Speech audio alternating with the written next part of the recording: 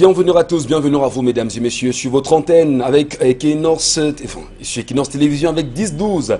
Le Zénith, c'est encore un plaisir de partager ce moment d'antenne avec vous, mais surtout vous rassurer en même temps que le Cameroun qui nous appartient, nous tenterons tant bien que mal chaque jour de le reconstruire avec vous et avec nos différentes idées au quotidien.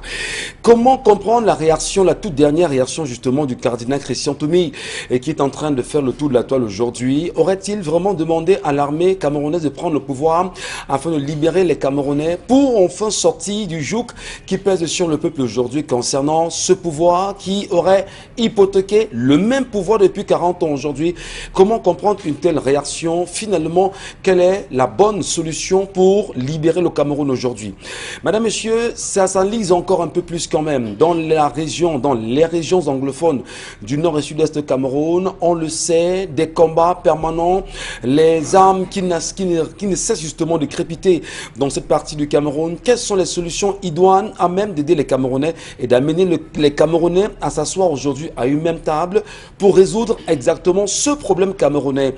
Doit-on forcément faire appel à des étrangers ou encore à la communauté étrangère, la communauté justement étrangère pour voir dans quelle mesure on peut rapporter des solutions au Cameroun aujourd'hui en ce qui concerne la crise anglophone? Et vous le savez pour finir que cette semaine est consacrée à un imminent nationaliste camerounais de regrettée mémoire. Ce vendredi, ça fera 50 ans que l'on commémorera le décès d'un des hommes aussi importants, oui, Ernest Ouandjé, effectivement, pour parler de lui trivialement, ce nationaliste camerounais de l'UPC qui de son temps était mort et avait choisi justement de donner sa vie pour libérer ce Cameroun. Installez-vous confortablement, la grande famille, Charles Amemba, Bonbon Bengan, Karine Santia, Dominique Audrey et moi-même, ensemble unis pour la même mission, comme chaque jour, jusqu'à midi, vous serez servis. Bonbon Bengan, bonjour à vous et bonne semaine consacrée à Ernest Ouandjé. Bonjour, monsieur Ngachou Numba. Bonjour à vos chers téléspectateurs. Bonne semaine, oui, parce que je vais utiliser la phrase des Sud-Américains et des pays de la ligne de front en Afrique. We cannot rest until we win. Les UPC disaient le combat continue. Parce que cette année, janvier, je pense que c'est un mois qui a été maudit. C'est pour cette raison que nous, les initiés africains, nous devons tout faire pour changer le calendrier. Le 8 janvier 1454, c'est là où un pape, Nicolas III, bénit l'esclavage de la traite négrière. Il l'a confié au roi belge, Alphonse II. C'est encore en janvier. En janvier, on donne une indépendance factice au Cameroun. C'est encore en janvier qu'on vient assassiner Ernest Ouandjé. S'il y avait moyen de me dérober du mois de janvier pour réapparaître en février, je le ferais. Il faudrait peut-être revoir le calendrier grégorien pour vous uniquement. Mais non, on va changer. Il n'y aura plus de vos janvier là et tout ça. C'est moi porte-malheur. D'accord. Ma porte-malheur, c'est ce mois de janvier. Est-ce qu'ils nous comprennent aujourd'hui de toutes les façons, Bonbon Bengan? Et ce nationaliste camerounais, d'ailleurs, c'est un moment important pour le Camerounais. Non, c'est le dernier d'ailleurs, le dernier. Et comme on vous démarrera, peut-être on reviendra sur ça vendredi, comme vous l'avez promis. C'est le dernier de ceux qui avaient prêté serment en septembre 1952 pour ne pas trahir la cause panafricaine, pour ne pas trahir la cause camerounaise, panafricaine, parce que l'UPC, au sein duquel il était vice-président, était une section camerounaise du Rassemblement démocratique africain que dirigeait à l'époque Houphouët-Boigny, qui les trahira plus tard en 1955. Mais Ernest Ouandjé, il est le seul, il a prêté ses mains, il a tenu le coup et on va en reparler. Il avait tout pour négocier avec le pouvoir néocolonial, parce que lorsque vous entendez ces soi-disant camarades dire on combat un système en l'intégrant, c'est faux. Ernest Ouandjé avait fait des démonstrations que cela ne pouvait pas être possible. Donc, il a fait cette démonstration. Il nous a dit pourquoi ils en sont arrivés là.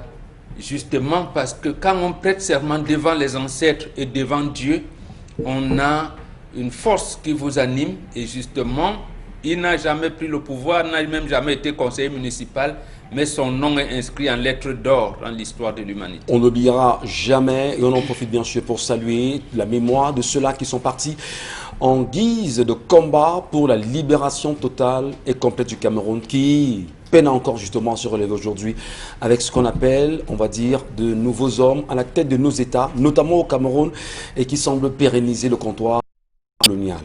Charles Amem Bachou, bonjour à vous et bienvenue ce matin. Bonjour Monsieur Michel Bachou.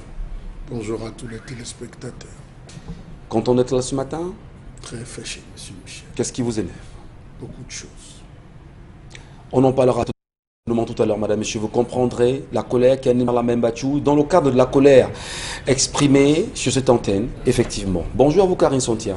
Bonjour Michel Ngachou, bonjour aux téléspectateurs, bonjour spécial ambassadeur du Cameroun en France qui est très en colère. Pourquoi? Parce que des Camerounais mal intentionnés appartenant à un certain parti politique ont décidé de mener une campagne sauvage pour détruire l'image du Cameroun à l'étranger alors que nous préparons le Chan. Et bien évidemment, le document fait le tour de la toile aujourd'hui. On en reparlera. Qu'est-ce qui s'est exactement passé à Fumban alors qu'on installait le nouveau préfet? C'est ça? Du Noun? Oui, Du oui. Noun, justement, Du Noun. le nouveau préfet du Noun, et que la maire Toumani Ndamdjoya choisisse de venir boycotter avec ses parce partisans. qu'elle n'avait pas été intégrée dans le processus, dans Donc, le protocole dans le protocole de d'adoption. discours. Voilà. Donc, elle a boycotté autant qu'elle pouvait le faire. Quelles sont les incidences justement qu'on peut avoir aujourd'hui sur l'image de la mer? Quel est le rapport qui existe entre la mère Toumani Ndamdjoya exactement et sa majesté sultan roi des Bamoun Mbumbu Njoya aujourd'hui? Quelle appréciation les Camerounais peuvent-ils avoir sur l'attitude de la mer? A-t-elle raison ou pas? Madame, Messieurs, l'actualité bouge et ça bouge également au Cameroun, notamment dans le département du Noun. Bonjour à vous Dominique Audrey, bienvenue. Bonjour Michel, bonjour aux téléspectateurs. Ce matin, je vous raconte l'histoire d'une femme qui raconte qu'elle a vécu une relation pendant 14 ans avec un homme. Et de cette relation sont nés 2 enfants deux filles, qui malheureusement aujourd'hui souffrent de handicap toutes les 2. Et ils sont aujourd'hui rendus à 3 ans de séparation déjà. Au départ de l'histoire, tout n'était pas rose, mais au moins il y avait des sentiments. Lorsqu'est née la première fille de la dame avec le monsieur, il y a eu un choc, elle a subi un choc parce que du jour au lendemain, le monsieur est parti de la maison et l'a abandonné dans ce studio-là avec le bébé qui venait de naître avec quelques semaines et des arriérés de loyer impayés. Heureusement, la bailleresse de cette concession-là était compréhensive et lui a donné la possibilité de pouvoir payer. Elle était femme au foyer à l'époque, elle ne faisait rien du tout. Elle s'est souvenue que plus jeune, avant de rencontrer le monsieur, elle faisait la coiffure et là elle a commencé à faire des nattes, des renversés, placer des greffes et tout. Ça lui a permis non seulement de payer le loyer de cette maman-là, mais également de s'établir dans une autre maison dont elle a aménagé sans que son mari ne revienne et elle a commencé à vivre sa vie normalement. Sauf que un jour, le monsieur revient à la maison, fait amende honorable, lui demande pardon et promet de changer. Amoureusement, elle a accepté pour d'abord le bonheur de sa fille qui avait besoin d'un certain encadrement de par le manque qu'elle a. Contrairement aux autres enfants, elle a accepté, ils se sont remis ensemble et de là est née leur deuxième fille qui est née aussi avec un autre problème de santé. Et ça n'a toujours pas marché parce que non seulement le monsieur n'assumait pas totalement ses responsabilités, pour la petite histoire, elle raconte que c'est son petit frère qu'elle a pris également pour s'occuper des enfants pendant qu'elle était au salon de coiffure, qui venait prendre la ration, pourtant son mari travaillait et touchait tous les mois. Elle rationnait, elle s'occupait des beignets de l'enfant et tout, et son mari ne faisait rien. Donc tous les deux, et certainement avec le consentement des familles, de la famille de l'homme qui ne l'a pas accepté du tout, ils ont décidé de se séparer il y a 3 ans. Et lors de la séparation, les affaires sociales ont demandé au monsieur de s'assurer de payer la scolarité des enfants et de verser une pension de 50 000 francs à ces enfants-là. Et elle, la mère, devait s'occuper de la santé, de l'hébergement, de l'habillement, de tout le reste. Et le père ne devait s'occuper que de cela. Mais malheureusement, elle dit qu'à chaque fois qu'il faille que le monsieur donne sa quote-part, ce sont des problèmes. Et hier, ça a été une bagarre que tout le monde a certainement vue. Donc aujourd'hui, elle aimerait savoir comment on gère ce genre de situation. Comment on fait pour amener un homme qui a 2 2 enfants avec 2 handicaps, de s'occuper de ces enfants-là, étant entendu qu'on sait très bien qu'avec la coiffure, elle ne peut pas à elle seule gérer tout cela. Et je rappelle qu'aujourd'hui, elle est actrice de cinéma. Allez, vraiment, aujourd'hui, on va déjà le dire, on ne trahit pas de secret, puisque vous-même vous l'avez très bien dit, à la suite de ces images qui ont fait le tour des réseaux sociaux hier. Dominique Audrey a pris sur elle, bien sûr, la peine d'aller rencontrer la dame avec qui elles ont longuement échangé. Malheureusement, on n'a peut-être pas eu la version de l'homme parce que c'est important également la question d'équilibre. Mais on s'en tient à l'histoire racontée puisque c'est une histoire qui nous a été rapportée sur ce plateau ce matin. On attend également vos avis, vous qui êtes millions de Camerounais de l'intérieur comme de l'extérieur. Comment appréciez-vous en même temps ces images, la bagarre qui s'en est suivie, le fait que la femme aille au lieu de service de l'homme demander à ce dernier de s'occuper effectivement de son enfant et que ce dernier, dans une bagarre qui s'en est suivie, qu'il y ait eu quelques, on va dire quelques petites bastonnades, voilà, et que la greffe s'envole, c'était assez compliqué quand même. Ben ouais, c'est la perruque, voilà. Donc vraiment, il va falloir forcément qu'il y ait des appréciations aujourd'hui. Mais c'est une réalité qu'on a dans nos familles et les services sociaux aujourd'hui au Cameroun savent exactement quel est le comportement des hommes vis-à-vis des femmes par rapport à de telles situations et vice-versa également. Mais maintenant, je voudrais d'abord qu'on apprécie le comportement de la femme qui choisit d'aller attaquer l'homme à son lieu de service véritablement, Karine Santia, alors que celui-ci est en train il est en plein service et qu'elle vient l'attaquer à ce moment précis et qu'une bagarre s'en suive. Est-ce que c'est une attitude acceptable à le lieu de service de l'homme alors qu'il y a d'autres moyens de recours, il y a d'autres voies de recours, notamment la justice, les services sociaux, pour dire il n'écoute pas? Est-ce que c'est la solution, aller l'attaquer à son lieu de service? Chacun utilise la solution qui lui paraît la meilleure en fonction des situations. Oui. Je dis chacun utilise la solution qui lui paraît la meilleure en fonction des situations. Je ne ferai peut-être pas comme cette femme, mais je la comprends parfaitement. Je dis je la comprends parfaitement. Lorsque vous avez des enfants, qui plus est, ne sont pas des enfants qui sont en très bonne santé, si vous n'avez jamais, je dis jamais, eu sous votre aile un enfant souffrant d'un handicap, que vous devez à chaque fois amener à l'hôpital, vous ne comprendrez pas ce que cette femme ressent. Vous ne comprendrez pas la douleur que cette femme a dans sa chair. C'était des enfants simples, normaux, qui n'ont pas de problème de santé. On allait dire que ok, tu peux te battre, tu envoies l'enfant à l'école publique et tout, tu te débrouilles. Mais là, c'est des enfants qui certainement, je ne sais pas s'ils peuvent aller à l'école. La première ne peut plus. Mais il faut à chaque fois un suivi médical. Ça fait que le travail qu'elle fait au quotidien pour subvenir à ses besoins et aux besoins des enfants devient inférieur à ce qu'il faut dépenser.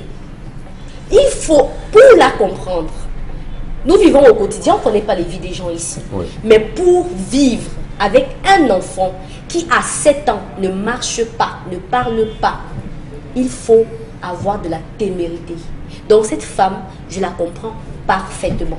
Maintenant, sa réaction d'aller au lieu de service, je vous assure qu'il y a des femmes qui portent plainte de leur mari à leur patron. L'autre là, ça ne cause pas de problème. Parce que quand une femme arrive à ce niveau, ça veut dire que l'homme il a foiré, il en a beaucoup fait. Et si cette femme est arrivée jusqu'à ce niveau, je vous assure que les images montrent que c'est un homme en tenue. Et vous savez que c'est des personnes qui sont parfois, je ne veux pas dire qu'elles sont toutes comme ça, mais qui sont très irresponsables. Très irresponsables. Pourquoi? Parce qu'eux, ils maîtrisent la loi et la force de la loi. Ça fait que quand vous arrivez devant... Ils peuvent maîtriser la loi, pas qu'ils maîtrisent. Ils peuvent maîtriser la loi. Je ne veux pas savoir. Parce qu'ils dans sont, la vidéo, ils sont il a dit que je vais te mettre en cellule. Donc, je ne suis pas en train d'inventer. Je suis dans la vidéo.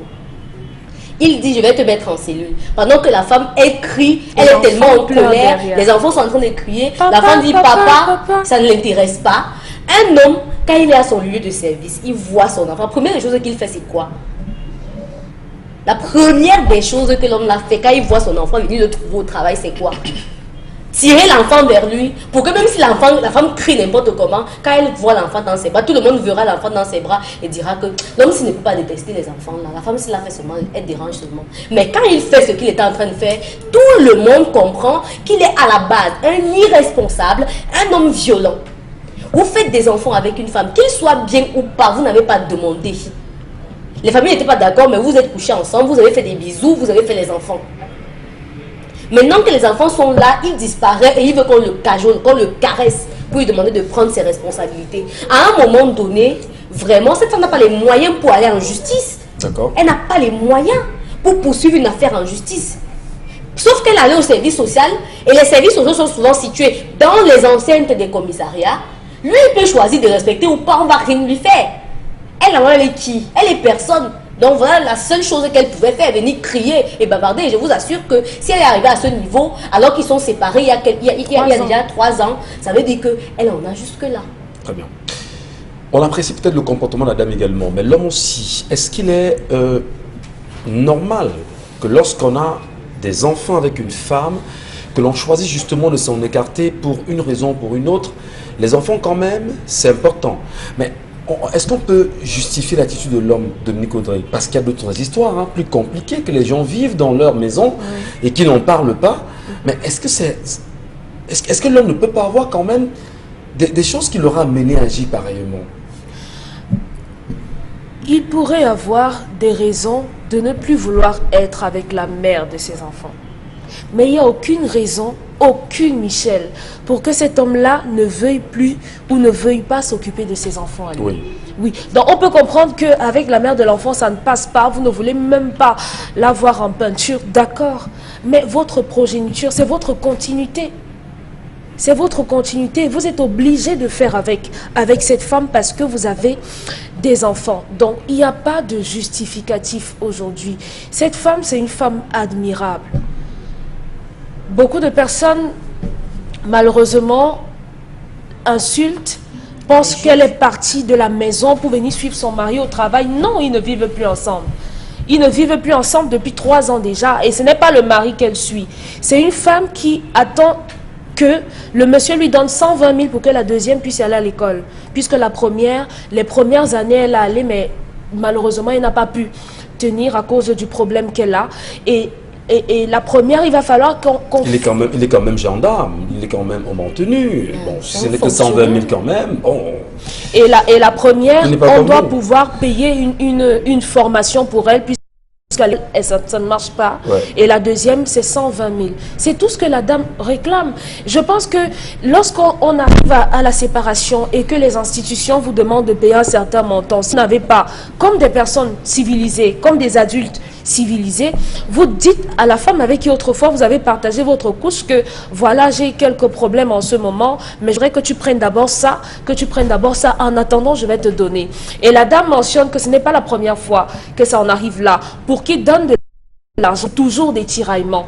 On a envie de lui dire, madame, laissez-le, mais lorsqu'on finira de dire laissez-le, elle paye déjà le loyer. Elle s'occupe de la santé, elle s'occupe de l'hébergement, de la nourriture et tout. Comment est-ce qu'elle va faire?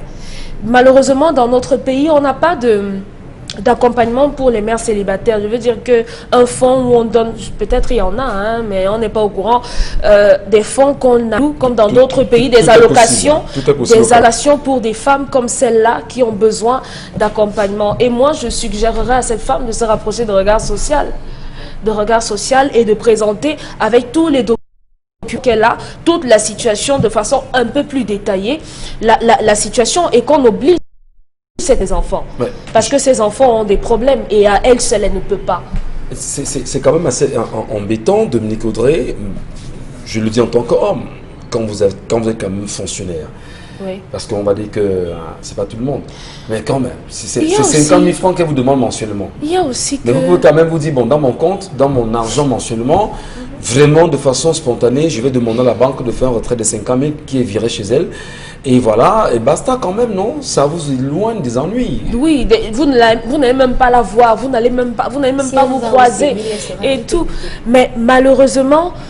Je ne sais pas, peut-être ça va paraître mesquin, mais de plus en plus, je remarque que lorsqu'un homme se rend compte qu'avec une femme, il a eu un enfant qui a eu un problème, on a tendance à faire comme si cet enfant n'en était pas un.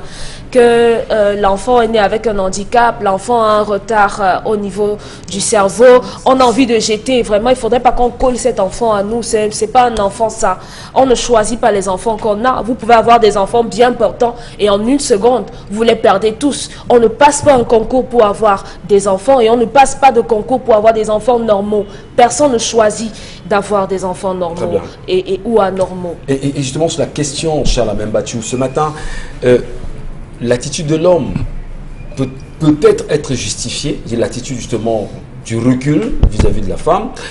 Et à côté de cette attitude-là, lorsqu'on fait des enfants, Dominique Odé le dit très bien, on ne choisit pas des enfants. Mais est-ce qu'il ne peut pas avoir d'autres raisons, d'autres choses qui sont profondément ancrées chez cette dame, qui pousseraient cet homme à s'éloigner d'elle? Quand même, il y a des femmes qui portent bonheur, il y a des femmes qui portent chance, il y a des femmes qui frisent l'attirance. Est-ce qu'à un moment donné, ça ne peut pas être ces éléments manquants qui auraient amené cet homme à se retirer littéralement, même si on condamne le fait qu'il abandonne les enfants? Monsieur Michel, cette femme est une sorcière. Cette femme est une sorcière. Je le dis, je pèse même. Vous n'êtes pas excessif. Monsieur Michel, vraiment, laissez vos formules de politesse. Cette femme est une sorcière. Lorsque elle a bien dit qu'elle est mariée, le jour du mariage, c'est elle qui parlait. Le jour où ils étaient avec la famille, c'est elle, même avec la famille, lorsque les deux familles sont rencontrées. Est-ce que M. Michel Ngachou... Il n'y a pas de mariage. Il n'y a pas de mariage. Il n'y a pas de mariage. Ils ont été ensemble. Est-ce que le jour quand ils se mettaient ensemble, c'est la famille? Une femme qui viole l'espace de travail d'un homme est une sorcière. J'ai dit une sorcière et il faut la traiter comme telle. À une certaine époque, on les brûlait, M. Michel Ngachou. Non, mais ce serait pas... J'ai dit à une certaine époque, quand je dis une certaine époque, on les brûlait, M. Michel Ngachou. Il faut les traiter comme ça. C'est le lieu de service. Les problèmes familiaux ne se transportent pas au service. Auquel cas, vous tous ici, vous aurez raconté vos problèmes. Parce que vous en avez. Voir une femme qui débarque au lieu de service pour venir faire, vous savez ce que ça fait, M. Michel Ngachou? Vous savez ce que ça fait? Entre la vérité de cette femme et la vérité de cet homme, il y a la vérité. C'est au boulot qu'on va découvrir cette vérité. C'est vos collègues qui vous jalousent, c'est vos collègues qui cherchent des problèmes, qui vous cherchent des noirs, qui vont arranger votre problème. Eh bien, si ce monsieur a une sanction, parce que la discipline militaire le voudrait, il a une sanction et qu'il est chassé, elle va nourrir ses enfants avec quoi? Elle va le trouver à la maison pour bagarrer encore et chercher l'argent? Elle vient d'aider donc son mari à s'enfoncer dans sa coque. Et vous avez des femmes, M. Michel Ngachou, qui attendent un problème. Attends, tu vas voir, je vais te trouver à ton lieu de service. Je vais te montrer ça à ton lieu de service. Monsieur, c'était là comme tel, n'ayez pas pitié. N'ayez pas pitié d'elle, elle a violé l'espace. C'est l'espace qui appartient à votre patron. C'est votre entreprise. Est-ce que vous n'êtes pas dans une culture de la violence, la Charles? Monsieur Michel Ngachou, prenez du bord que vous souhaitez, mais j'estime qu'à un moment donné, la femme doit connaître. Il y a des voies de recours, vous l'avez dit. Elle peut porter plainte. Elle peut porter plainte dans un commissariat. Elle parle au service social. Elle peut faire une citation directe. Elle peut faire une citation directe par devant le procureur. La situation ne va pas avec tous les éléments constatés par les services sociaux. Même si les services sociaux ne suivent pas, elle peut faire une citation directe. On va convoquer M. Michel Ngachou, ce monsieur. Il viendra. Quand c'est la justice qui vous envoie par voie normale, M. Michel Ngachou, vous allez déférer. Et on va vous poser la question, pourquoi vous ne vous occupez pas de votre enfant? On va enrôler l'affaire. Je connais des messieurs, des opérateurs économiques qui disaient être intouchables, qui ont fait des enfants et des femmes. Au lieu d'adopter cette situation, la femme a dit, ok, tu m'as gagné. Elle est partie en Dokoti porter plainte. Parce qu'il résidait dans la zone, elle est partie porter plainte en Dokoti. Monsieur Michel Ngachou, quand il est arrivé, je pense que les gens bavardent dehors. Quand vous êtes devant le juge, vous comprenez. L'homme a essayé d'utiliser toutes les techniques pour magouiller. On a dit ici, monsieur, vous allez vous occuper. Vous avez le choix. Soit vous définissez, vous ne posez pas une reconnaissance, vous définissez, soit on applique la loi. Et le monsieur s'est retrouvé contraint. Aujourd'hui, nous avons affaire à des rois bozos, des femmes qui croient qu'elles sont des super maquillards, qui sont prêtes à tout dans la rue, dans le quartier, qui débattent. Non, monsieur Michel Ngachou, je connais des hommes et je crois que Bob Bogue est le président de cette association pour le littoral, des violences faites aux hommes. Ça, c'est une violence. Deuxième chose, le premier point pour régler. C'est ça qui m'a mis en colère. L'autre chose, monsieur Michel Ngachou, c'est que quand la femme, avant qu'elle aille en mariage, on prépare le ventre de la femme. La dite n'est pas mariée de toutes les façons. Avant que la fille, même la jeune fille, elle a déjà les enfants, non? D'accord. Avant que la jeune fille, quand elle commence même les relations, monsieur Michel Ngachou, on prépare le ventre de sa fille. Ma première fille qui est partie en mariage à l'âge de 18 ans, monsieur Michel Ngachou, elle a 24 ans aujourd'hui, j'ai préparé son ventre. Elle qui part, comment doit être le ventre de ma fille. On dit au village qu'il faudrait, quand une fille va en mariage, il faut que même si on pisse, elle traverse et ça la prend. On parle ça, c'est trivial. Je vous explique pour que vous compreniez. Ouais. On nettoie, on prépare. Vous avez des jeunes filles qui se lancent sans avoir des ventres préparés. Des mamans à partir de 15 ans, on commence à préparer des décoctions. On fait boire la jeune fille, elle-même ne sait pas pourquoi. Quand la jeune fille va déjà entrer dans une relation, lorsqu'elle vient dans ma famille, si c'est mon fils qui a ramené une autre fille, monsieur Michel Gachou, de mon côté maintenant, je commence à préparer celle qui est venue. Est-ce qu'en venant, elle est d'une famille? Comment est-ce que les enfants sont dans leur famille? Je mène des enquêtes. Si je ne peux pas mener des enquêtes, et j'ai un ami comme Bombok, j'appelle Bombok, je dis Bombok, il faut qu'on observe. Bombok descend, il observe, il regarde. Est-ce qu'ils n'ont pas des enfants mongols? Est-ce que la trisomie 21 n'est pas là? Est-ce qu'ils n'ont pas d'épilepsie? Est-ce qu'on enquête sur l'ensemble de la famille? Vous avez des familles qui sont maudites. Vous avez des familles qui portent le mauvais karma. Vous avez des hommes qui ont eu à faire du mal dans leur vie. Ça ne se répercute pas sur l'homme, il mène bien sa vie, mais ça se répercute sur ses enfants. Quand ses enfants vont en mariage, il faut laver cela. C'est la raison pour laquelle on dit toujours respecter les différentes phases du mariage. Et lorsque la femme est enceinte, monsieur Michel, c'est important, je termine là. Lorsque la femme est enceinte et qu'elle porte un bébé, on s'interroge. Est-ce que le bébé évolue de manière normale? On encadre. Est-ce que l'enfant peut avoir, si l'enfant présente des signes, on commence à soigner l'enfant dans le ventre. Dans le ventre. C'est la raison pour laquelle parfois vous marchez, vous allez au marché, il y a des femmes qui vont confirmer ça. Vous avez maman qui vous appelle et dit que maman, la corde est sur le bébé, il faut tourner le bébé. La femme rentre, elle appelle son mari, on vient de me dire, elle va à l'hôpital, elle fait l'échographie, on confirme qu'effectivement, il y a des techniques. Beaucoup de jeunes filles prennent. Elle a des histoires, quand tu emmènes du village, c'est vos histoires du village, là, je prends déjà les médicaments de l'hôpital, je suis sur l'enfer, je suis sous fer, je suis sur ceci, elle vous balance, alors que ça participe. L'Afrique, je vous assure, n'était pas prédestinée. L'Afrique d'aujourd'hui était préservée des hommes forts, des hommes vivants, on comptait les handicapés.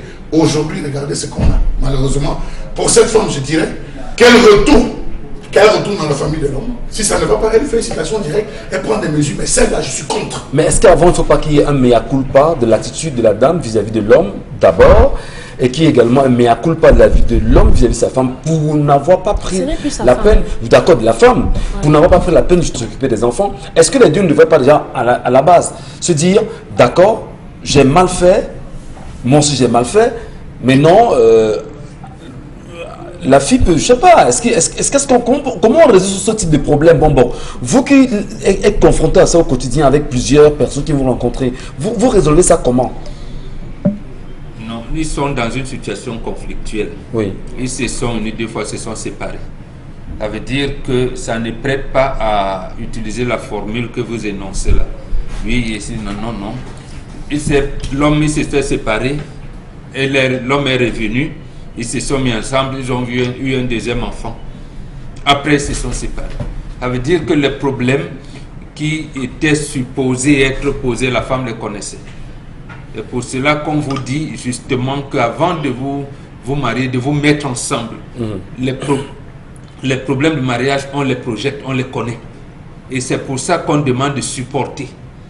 Supporter, c'est qu'on sait que mon mari est taciturne, mon mari est violent, mon mari est ici, ma femme est hypocrite, ma femme elle aime les gens, elle peut ouvrir même sa chambre conjugale. On connaît ces problèmes-là avant.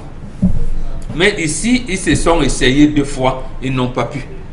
Et je suis convaincu, tel que la femme l'a réagi, c'est elle qui a chassé cet homme. L'homme ne doit pas faire son mea culpa là.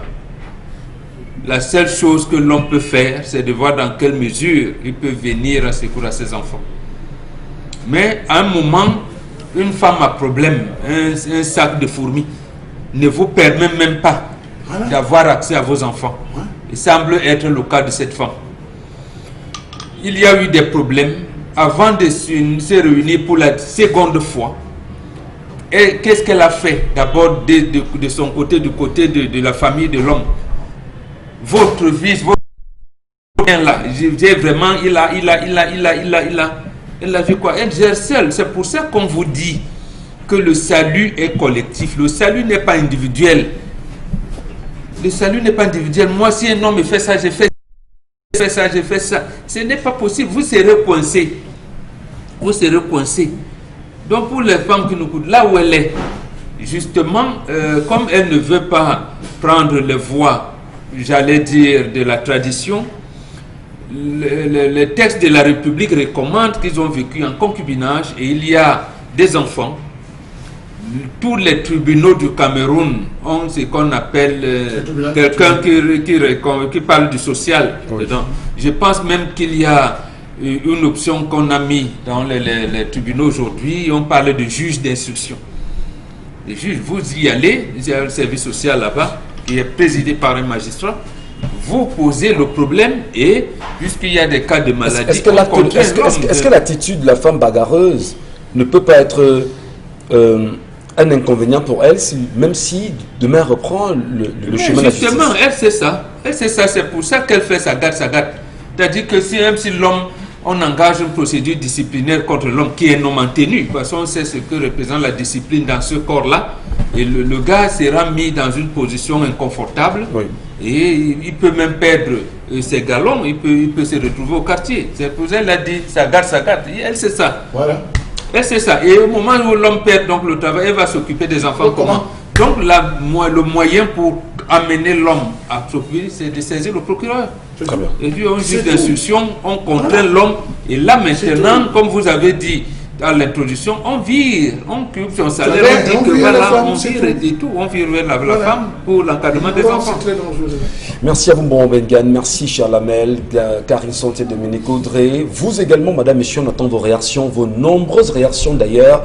L'histoire également, vous la comprenez, vous la connaissez. Ça fait le tour de la toile aujourd'hui. La dame a été approchée par Dominique Audrey Oyengeleg, notre collaboratrice sur ce plateau, et qui a pris la peine, bien sûr, de raconter les tenants et les aboutissants de l'histoire. Entre autres, quand même, nous souhaitons que ce type de soucis dont les familles trouvent des dénouements importants, des résolutions rapides, mais n'oubliez pas que vous n'êtes pas seul, madame, ou encore vous, monsieur, à vivre ces réalités. Tout de suite, la colère.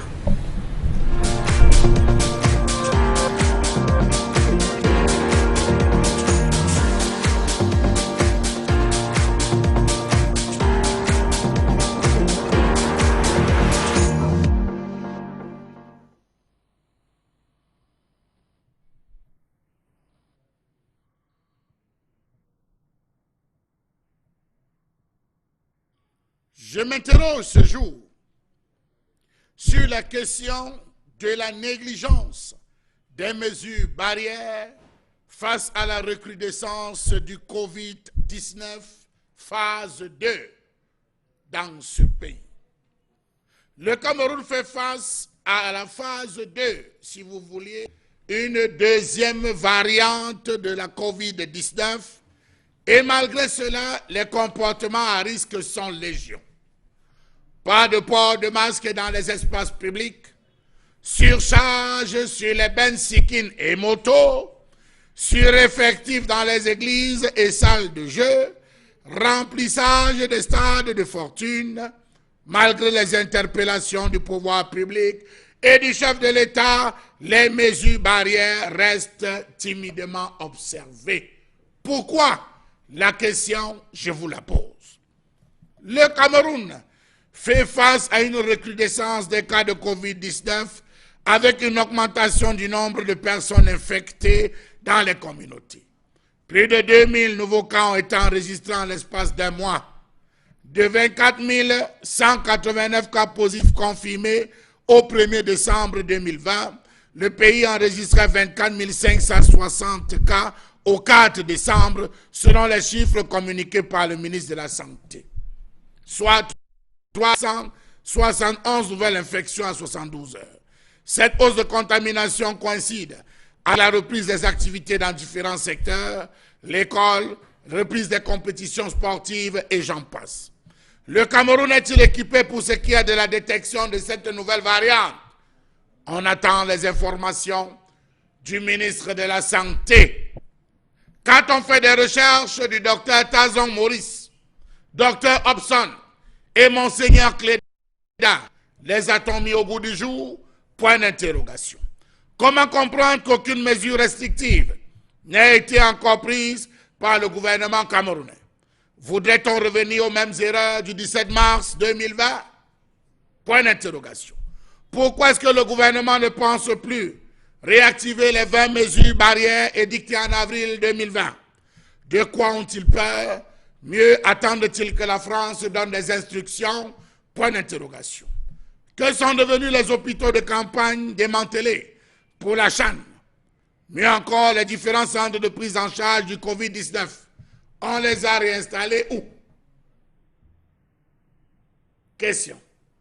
Vivement que le ministre de la Santé reçoive les Camerounais sur la disponibilité du matériel lorsqu'on apprend que les tests sont insuffisants et certains malades se croient sains. Le docteur Esso le précisait, il y a beaucoup qui portent le coronavirus, mais qui sont des porteurs sains. Faites attention. Les dépistages volontaires ne cessent de nous démontrer autre chose. Est-on prêt au ministère de la Recherche scientifique? A-t-on assez de chloroquine? Point d'interrogation. Comment comprendre cette démobilisation observable au COUSP, alors que la situation exige une vigilance accrue à tous les niveaux?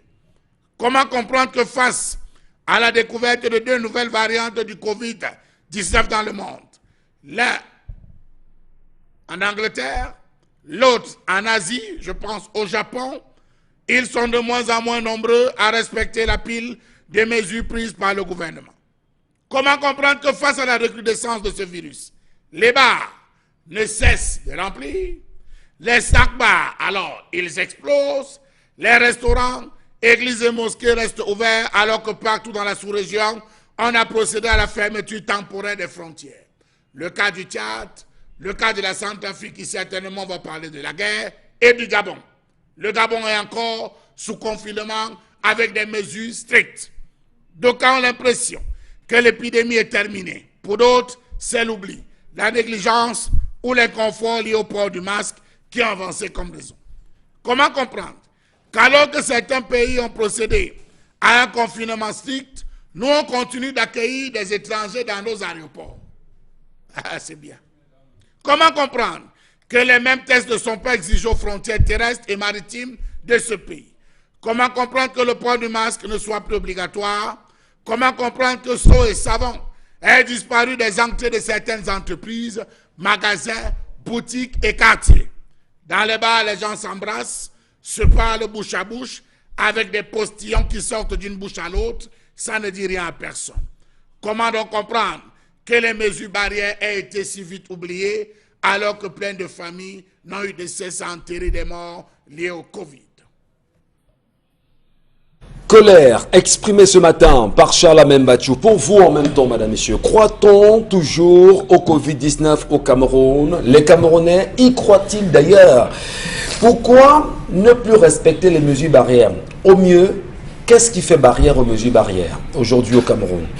Les Camerounais comprennent-ils la nécessité justement de se prendre encore en charge par rapport au Covid-19? Qu'avons-nous fait aujourd'hui, comme Charles Membachou l'a bien précisé, du gel hydroalcoolique, du cache-nez, de la distanciation sociale et de toutes les mesures qui ont été dictées par le gouvernement de la République aujourd'hui.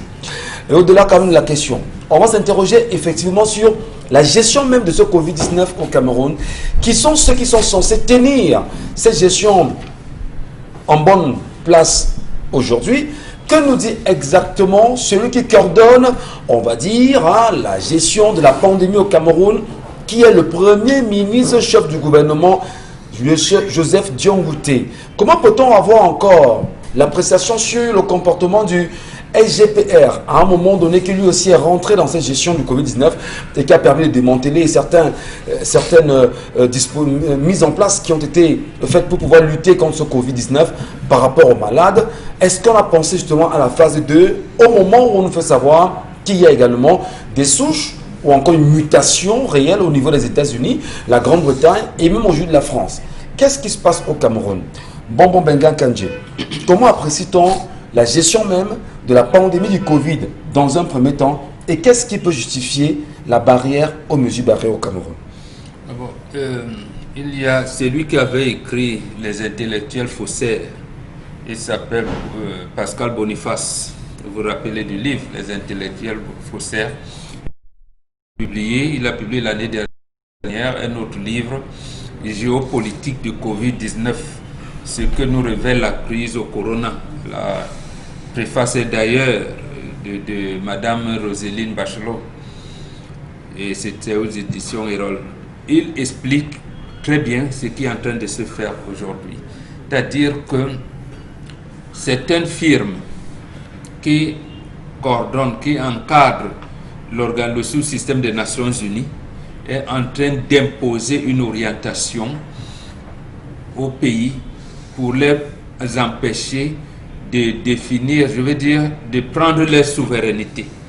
Ça veut dire clairement que les pays, face à une pandémie, pareil, on dit souvent, entendons qu'est-ce qu'il faut faire, chacun vient avec sa contribution. Donc on empêche aux pays sous-développés d'apporter leur contribution à la résolution de cette crise mondiale.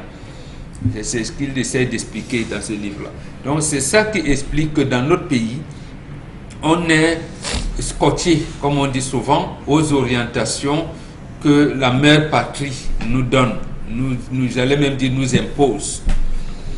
Et la mère patrie, qui est la France, est également entrée dans la même spirale que le Vatican.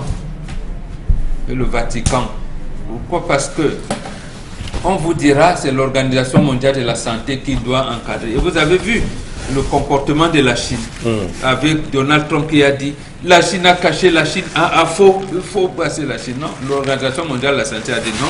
Et la Chine, on ne touche pas. La Chine fait ce qu'il fait. Mais maintenant, lorsque les médecins cubains viennent aux États-Unis, vont en Chine, en Italie, dans toute l'Europe, bon, ils viennent faire donner quel protocole, personne ne vous dit rien. Mais là, c'est ce plan mondial. Aujourd'hui, il faut comprendre ça. Nous, on vit au rythme des orientations de la France. Et la France est intégrée dans ce monde-là. Donc, pour l'autre cas, le pays veut avoir de l'argent. Ils se sont rendus compte qu'en fait, le Covid dans notre pays n'est pas un problème de santé publique. C'est vrai, les gens ont constaté, il y en a qui s'en sont morts. Mais précisément parce qu'on a ouvert à un moment donné, on n'a pas pu contenir. Quand on demandait aux gens, méfiez-vous, ils ne se méfiaient pas. Autre chose, le corps médical donne des orientations. On vous dit, ce n'est pas la dépouille de corona qui fait problème. C'est vous qui venez enterrer votre personne qui risquait d'être contaminée. Donc, on pouvait, les médecins nous ont dit qu'on a eu à gérer les cadavres plus dangereux que les cadavres Covid, notamment le choléra et autres. Donc, il fallait donc limiter les enterrements, les obsèques à stricte intimité familiale. Et là, les autorités administratives, dont le politique est venu s'occuper des choses qui ne le concernaient pas. Ça a donc créé quelque chose de terreur dans la tête des gens. Oui. Y a-t-il Covid? Y a-t-il? Non. Covid, Corona-19 existe. Et Corona-19 amène à la mort. Mais Covid-19. Voilà, Covid-19, pardon, merci. Coronavirus. Donc, ce virus de Corona existe depuis les années 60, on connaît. Mais Covid, c'est une méchante grippe. Est-ce que nos solutions camerounaises peuvent nous permettre de résister? Oui.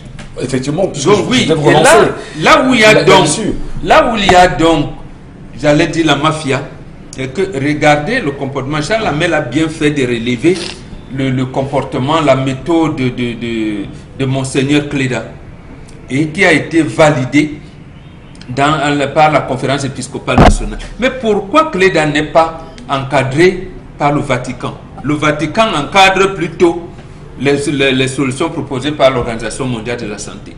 Précisément, ça veut dire qu'on entre dans l'ancienne spirale qui veut dire qu'il faut exterminer la population africaine. Ça aussi, il ne faut pas le nier. Il faut faire donc très attention. Il ne faut pas le nier, d'accord. Oui, tout à fait, il ne faut pas le nier. Oui. Maintenant, nous autres qui avons fait des propositions, nous les thérapeutes africains, on dit, disons même que nous n'êtes pas. Pourquoi le même Vatican ne veut pas mettre en place au Cameroun ou dans des États africains des vrais hôpitaux? Il existe une chaîne hospitalière catholique en France.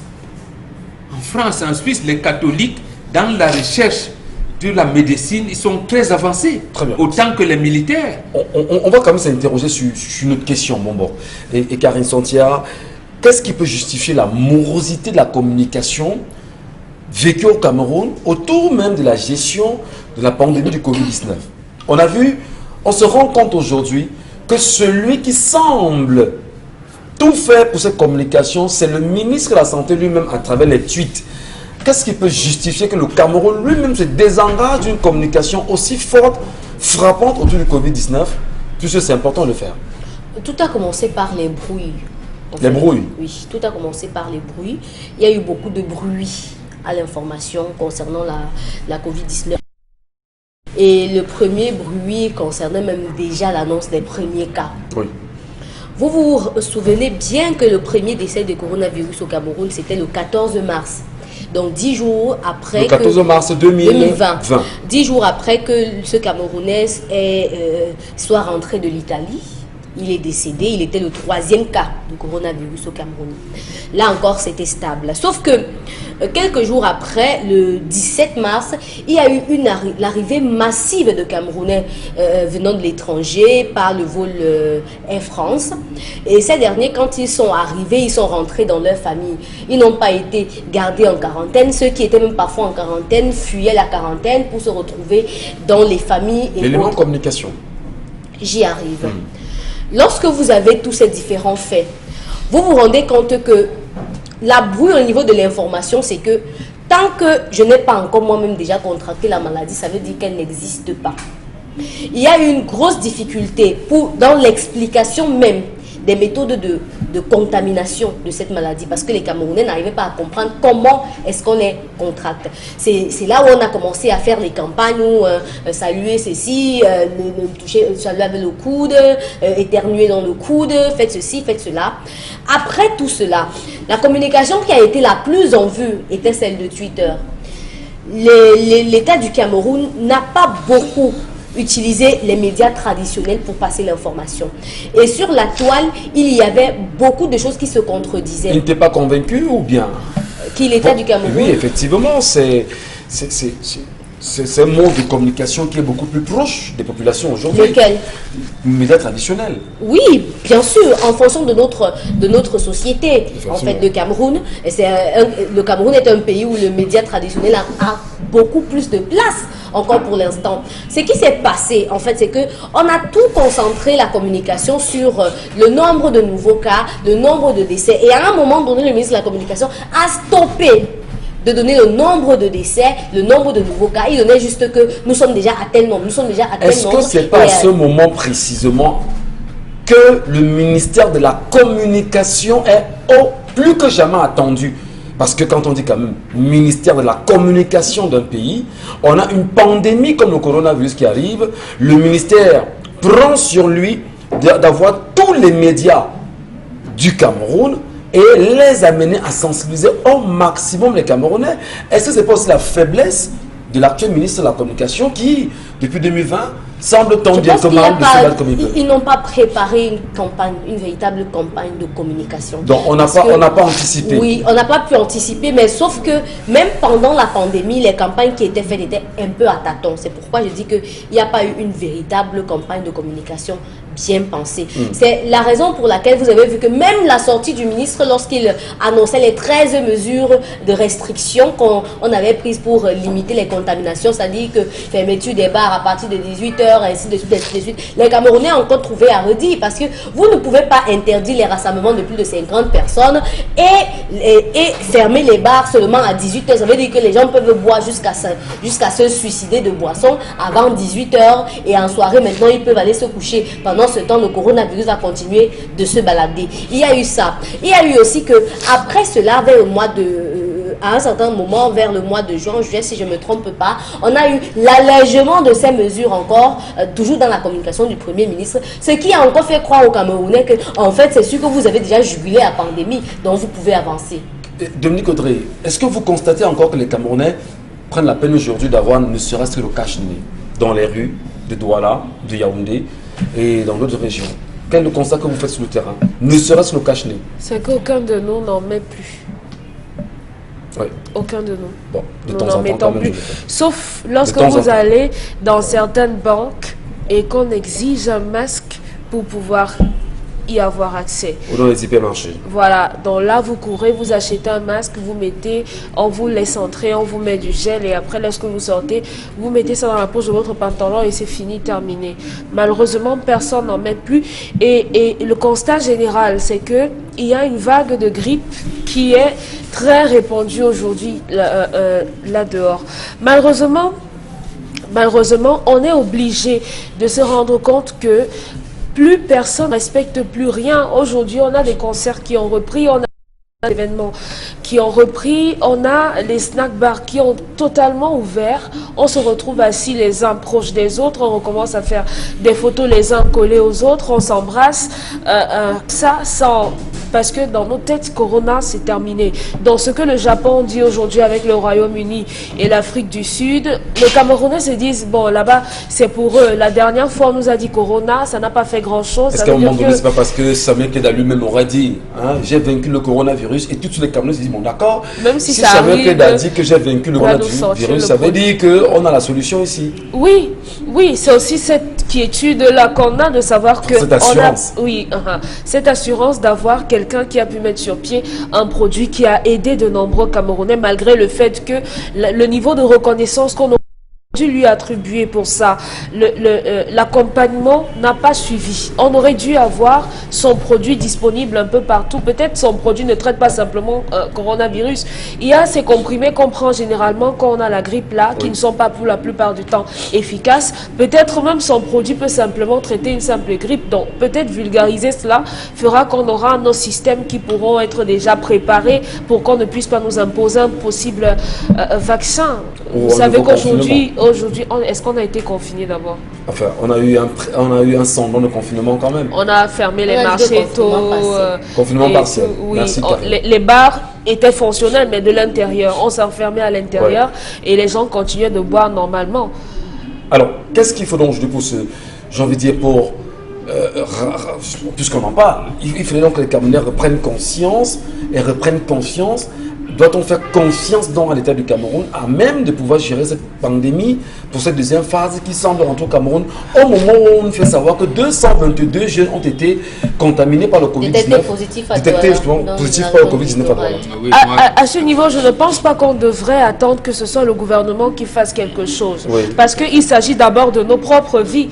Vous n'allez pas vous laisser marcher sur un axe lourd avec des camions qui circulent et dire que j'attends que le ministre de la Santé ou des Transports vienne m'enlever du chemin. Non, il faudrait qu'ils fassent à leur niveau et maintenant nous autres qu'on prenne véritablement conscience. Vous avez interpellé le ministre de la Communication. Effectivement, ils doivent avoir certainement des budgets pour pouvoir mettre tous les médias à contribution, que ce soit la radio, la presse et la télé, avec la diffusion continuelle, perpétuelle des spots. S'ils ne vont pas dans des télés, qu'ils le fassent au moins au niveau des panneaux publicitaires là, et que la ministre de la Recherche scientifique, elle nous dise où est-ce qu'elle en est avec la recherche des chauves-souris, la fabrication de la chloroquine également, où est-ce qu'elle en est, si on doit la mettre de côté avec ces produits-là. Elle a quand même validé l'Artémisia. On la met de côté, mais maintenant qu'on mette Monseigneur Cléda en avant. Merci beaucoup, Dominique Audrey.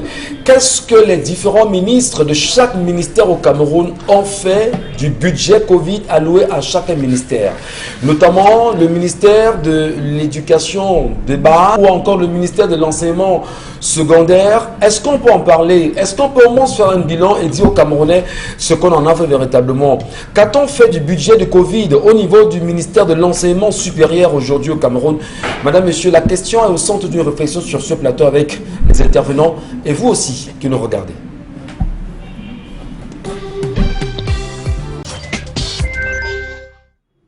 Bon Monsieur, merci encore de nous rester présents sur notre antenne ce matin et on en profite pour vous dire que quelques éléments perturbateurs sur l'atoll aujourd'hui ne vous permettent pas véritablement de nous regarder, mais envoyez les cœurs au maximum pour ceux qui veulent bien rester sur cette émission. Malheureusement, ce n'est que 10-12 qu'on signale en même temps. C'est fait le constat, Charles Lamel, Dominique et Karina. Il faut peut-être rapidement faire quelque chose quand même. Peut-être des éléments de sécurité autour de... Ils ont trouvé de nous signaler en même temps.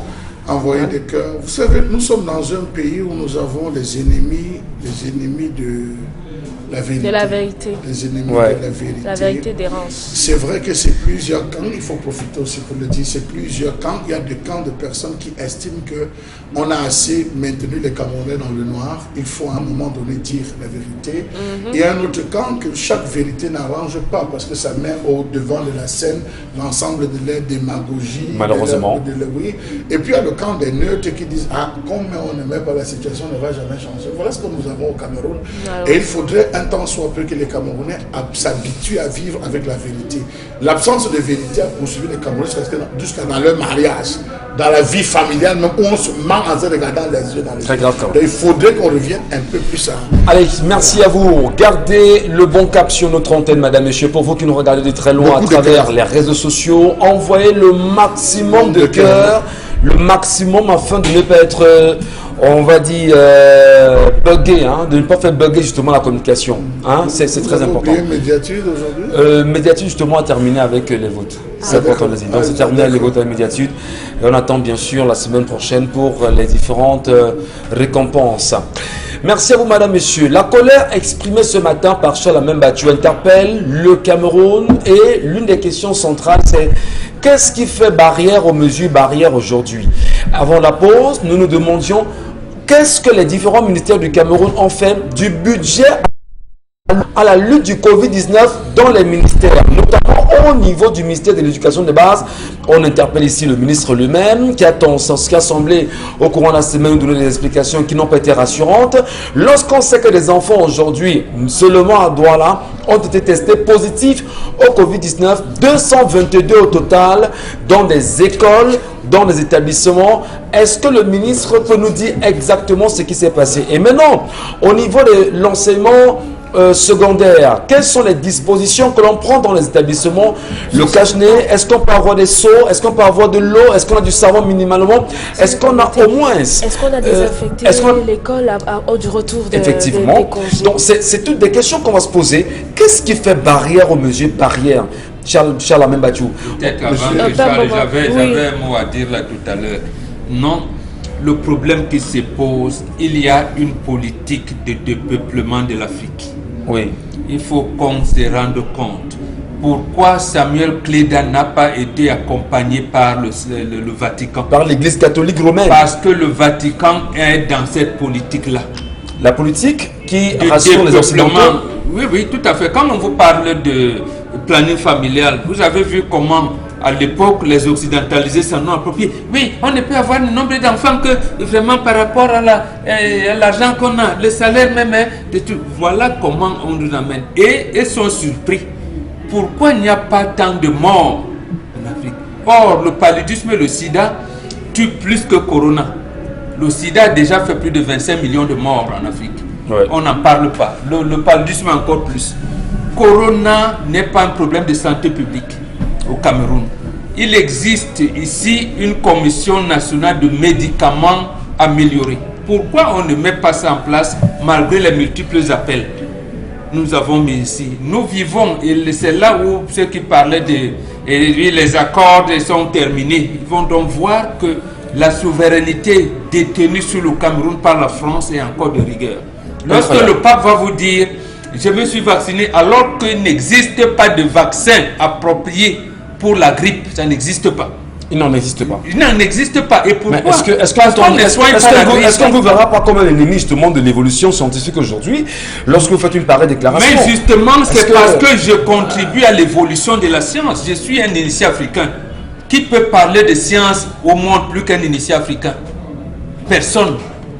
Et justement, c'est pour ça que quand les médecins qui sont même dans l'encadrement et le couloir de l'OMS parlent, on les met de côté. Pourquoi on les met de côté, même les médecins camerounais qui sont pourtant, quand le professeur Bahebek vient vous dire à Yaoundé, j'ai appliqué ce qu'on a dit, mais chez moi, ma tombe, je leur ai demandé d'appliquer leur cogmote, leur ceci du village. Je ne peux pas aller à ma tombe et commencer à prescrire ça et ça. Ça veut dire qu'en fait, nous avons, et Dominique Audrey a abordé ce sujet tout à l'heure, les décoctions que nous avons développent les globules blancs, dont la défense naturelle du corps. C'est ça qui soigne la grippe classique même que nous avons. C'est qu'on soigne dans la grippe, ce sont les coulées nasales et la toux. Covid, c'est qu'on y ajoute, c'est un peu le palu et le fait que le sang peut être coagulé. Or, tout le monde sait qu'il faut un antipaludique, un antibiotique et la vitamine C pour venir à bout de ça. Ils savent ça. J'ai bien peur lorsque vous parlez. Mais absolument. Lorsque vous parlez, le coût du citron peut encore augmenter sur le marché. Hein, parce que nous avons le citron ici à une époque à 200 francs. Le citron, même 300 francs. Bon, c'est vrai pour le moment, c'est le citron. Mais il y a plus une kyrielle de choses qui peuvent. Puisque le citron, c'est le meilleur vitamine C qui soit. Tout à fait. La meilleure vitamine C. Hein. Non, la meilleure vitamine C. Voilà, donc, quand les gens disent oui, vaccinez-vous. Parce que voilà comment on nous a frigorifié le cerveau. Comme le vaccin. Et vous empêche d'attraper la maladie. Comme on dit seulement vaccin contre, ils ne se rendent même plus compte qu'en fait, pourquoi il n'existe pas de vaccin contre la grippe classique? Parce que nous sommes 5 ici. Si on attrape la grippe, il y aura 5 mutations aussi. Non, la preuve sur la maladie de la grippe. Il y a 5 mutations possibles dans nos corps. On va donc injecter quel vaccin? Ça a sauté mon mot. Bon, il n'y a que mon mot pas grippé parce que tout le corps monte en lui. Tout le corps monte et tout ça à la fois. Ça vous empêche justement. Mais justement, Charles Amène Bachou, la question que je pose aujourd'hui, c'est est-ce que dans les établissements scolaires au niveau du Cameroun, précisément, j'interpelle bien sûr le ministre Etoun Dingwa sur la question, qu'est-ce qu'il dit aux Camerounais concernant l'argent qui lui a été remis, ne serait-ce pour son ministère de l'éducation de base, pour lutter contre le coronavirus dans les établissements, mesures barrières. Qu'est-ce qui fait barrière aux mesures barrières au Cameroun? Aucune barrière, d'autant plus que cet argent a d'abord été déposé quelque part, histoire de voir l'évolution dans les écoles. Quand on s'est rendu compte que ça ne concernait pas les enfants, on a dit bon, achetons quand même quelques seaux, on fait les seaux, on descend dans 2 ou 3 établissements scolaires, pompeusement, on démontre l'action gouvernementale d'après les hautes institutions du chef de l'État, quelques savons, nous-mêmes on lave les mains. Et c'est parti. Vous avez vu que c'était ça, M. Michel Gadjou. Ouais. Lorsque ces fonds ont été mis, chaque ministre arrivait le matin, il invitait le tam-tam national, il lavait les mains, vous entendez des grands titres au journal. Mesures barrières, respectées aux travaux publics. Vous voyez, le ministre est là, il dit faites comme le chef de l'État l'a vu. M. Michel. Donc, ce qu'il faut dire, c'est que le gouvernement camerounais s'est retrouvé au milieu, au centre, dans un dilemme. Suivre les instructions de la mère patrie et être au devant d'une, comment on va dire, de grosse polémique, M. Michel. Vous savez que l'affaire de Corona, quand c'est arrivé, le gouvernement camerounais n'avait pas maîtrisé l'impact que le Corona devait avoir. Alors, lorsqu'on indique en disant fermer les bars, fermer tout, M. Michel Gadjou, on a fermé en un temps record les 3 armes de dissuasion massive sur lesquelles le gouvernement s'appuyait. Les bars, les églises, le football. Parce qu'on suivait dans la France. Non, je dis, il a fermé strictement. Mais après, on ferme les bars, on peut fermer les églises, on ferme le sport. Monsieur, les Camerounais commencent à réfléchir que le type l'a fait quoi au pouvoir. Les pouvoirs la font quoi ici? Les Camerounais ont commencé à réfléchir. Vous avez vu, la toile était animée pendant toute cette période de confinement. Enfin, les gars ont commencé à... confinement partiel. Les gars ont... Non, appelez ça comme vous voulez. Les gars ont dit comment ça? À la lutte, si on fait encore 1 ou 2 mois, ça va être dangereux. Vous avez vu la pression des multinationales. Les multinationales, M. Michel Gadjou, ont commencé à faire pression. Que, bah, attendez, nous, si nous vous aidons, c'est parce que la bière sort. C'est parce que si sort. Ce que vous êtes en train de faire là ne nous aide pas. Nous risquerons de ne plus nous retrouver. Il y a eu des pressions qui venaient de partout, M. Michel Gadjou. Ces pressions, on a commencé à lever. Il y a un autre facteur de nutrition. Pendant qu'au Sénégal, au Nigeria, on a développé en disant un sac pour chaque Sénégalais, de l'huile et tout. On a lancé le recensement, tout est fait dans cette zone. On s'est arrangé à mettre tout le monde à l'aise au Cameroun. Le confinement, si on va nourrir qui? On est pas forcément de bon, on est combien? Il faudrait qu'on s'engage. On a eu l'affaire du riz d'Oka qui était censé rentrer. Il y a eu la gestion du chômage partiel. Beaucoup d'entreprises ne parvenant plus. L'État qui devait sponsoriser n'a pas pu sponsoriser. Vous avez vu, on a commencé à licencier des personnes, à donner des congés techniques qui jusqu'à aujourd'hui n'ont pas réintégré les entreprises. Les gars sont au quartier. Vous avez donc des gens qui ont dit bête à la mort, on me prend. Parce que je n'ai plus rien fait, bête à la mort, on me prend. Bête à je fais. Vous avez des gens, on a eu le lancement de taxi. lancement d'Insékim, les personnels qui sont entrés dans le taxi, parce qu'il y a plein de taxis de personnel maintenant qui font le taxi très tôt le matin et très tard le soir lorsqu'ils rentrent du boulot. Ça modifiait la substance, et ça modifiait, M. Michel Gachou, comment on dit, la structure économique du Cameroun. Le gouvernement s'est levé là, ils ont dit bon, on va lever quand même.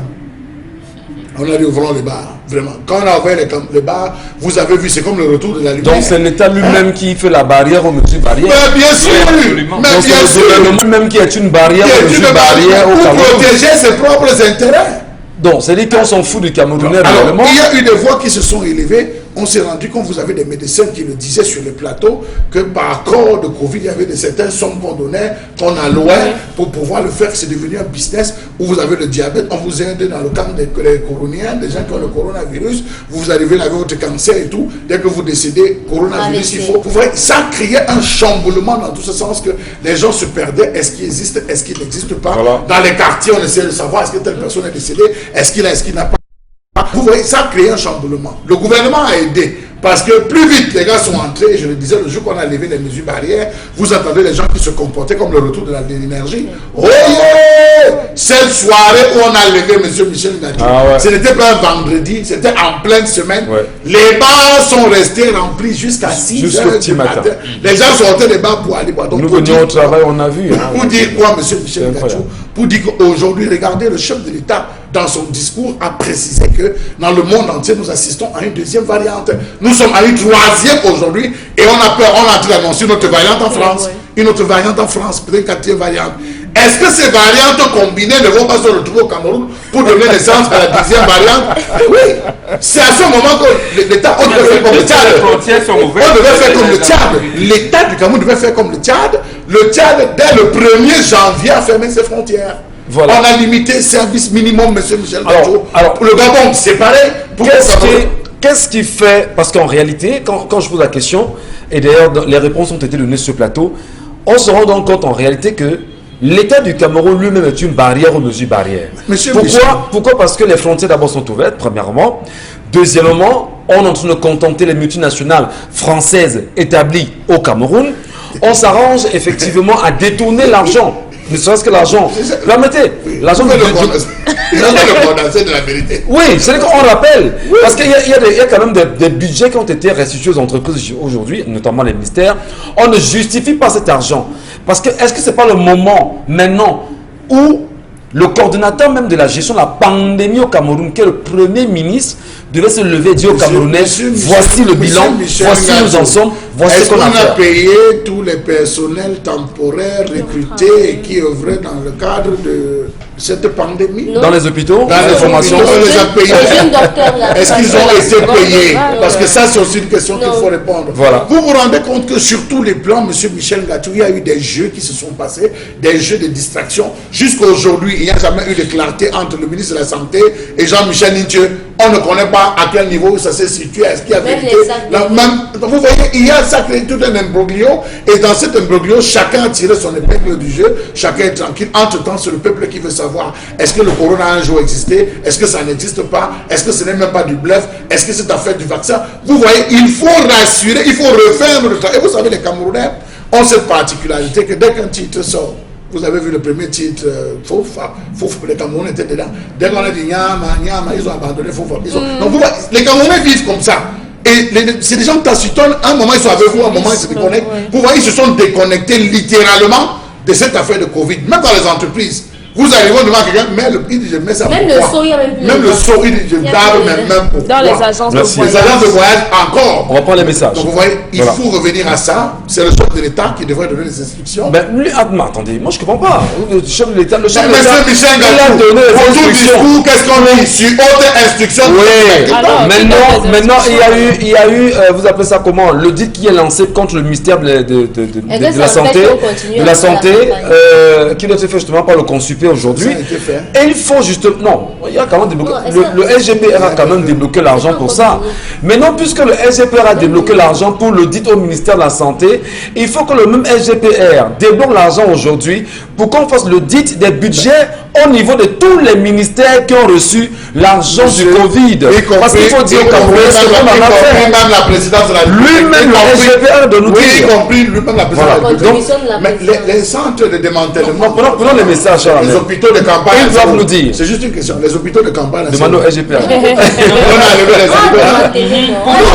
Mais monsieur Michel Gachou, Non, mais on a démantelé déjà. Monsieur Michel Gachou, on peut avoir un joueur zambien qui arrive au Cameroun, il a le Covid. Les hôpitaux de campagne qu'on avait démantelés là, on voyait comment les gens tiraient, les piquets, on a remonté ça où? Bonne On va question. remonter. Les kits là sont Non, faits, peut-être qu'on les mélange dans là où on soigne les malades. Les Ça messages peut être qui le marché de Gabon. Les messages Karine Santia. J'avais moi déjà dit qu'après le Covid-19, on allait avoir une sorte de Covid-19 S+, en 2021. On connaît les Chinois, voilà ça qui commence. Nos ministres ne montent pas au créneau pour appuyer la communication sur la sensibilisation face à cette seconde vague qui arrive.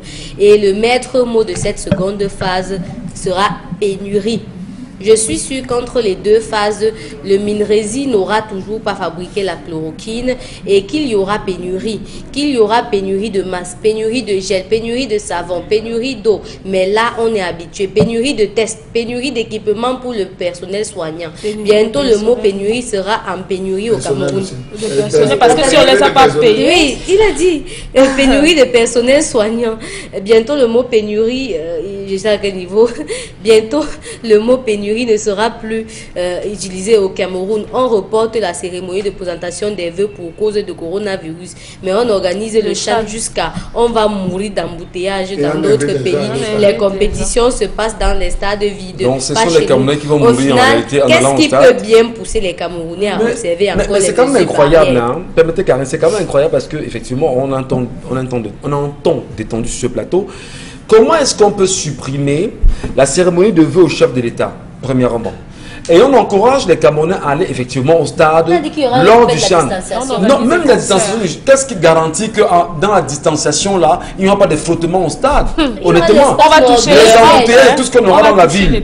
On va faire les Et distanciations. Charles Lamar a posé une bonne question. Qu'est-ce qu'on a fait des installations de Les campagne, hôpitaux de campagne. des hôpitaux de campagne On a autour du demandé de On a Covid-19? démantelé. Et qu'est-ce c'est qu'on où? fait donc? On va encore reconstruire. Non, stocker. il faudrait que les Camerounais, si Jean-Michel Ninchou nous Il y écoute a ce pas matin, encore les cas. qu'il arrête de s'accrocher sur Manaouda. Il devrait. Mais ça le concerne, Il non? devrait. Non, parce que, bon, Monsieur Michel, qu'il on a enlevé. poursuive son action et qu'il aille plus loin parce qu'il n'y a pas que Manaouda Malachi. Monsieur Michel Gachou, vous savez, on a confié le Il y a le ministère ministère de la à Santé Manaouda Malachi. C'est lui qu'on voit.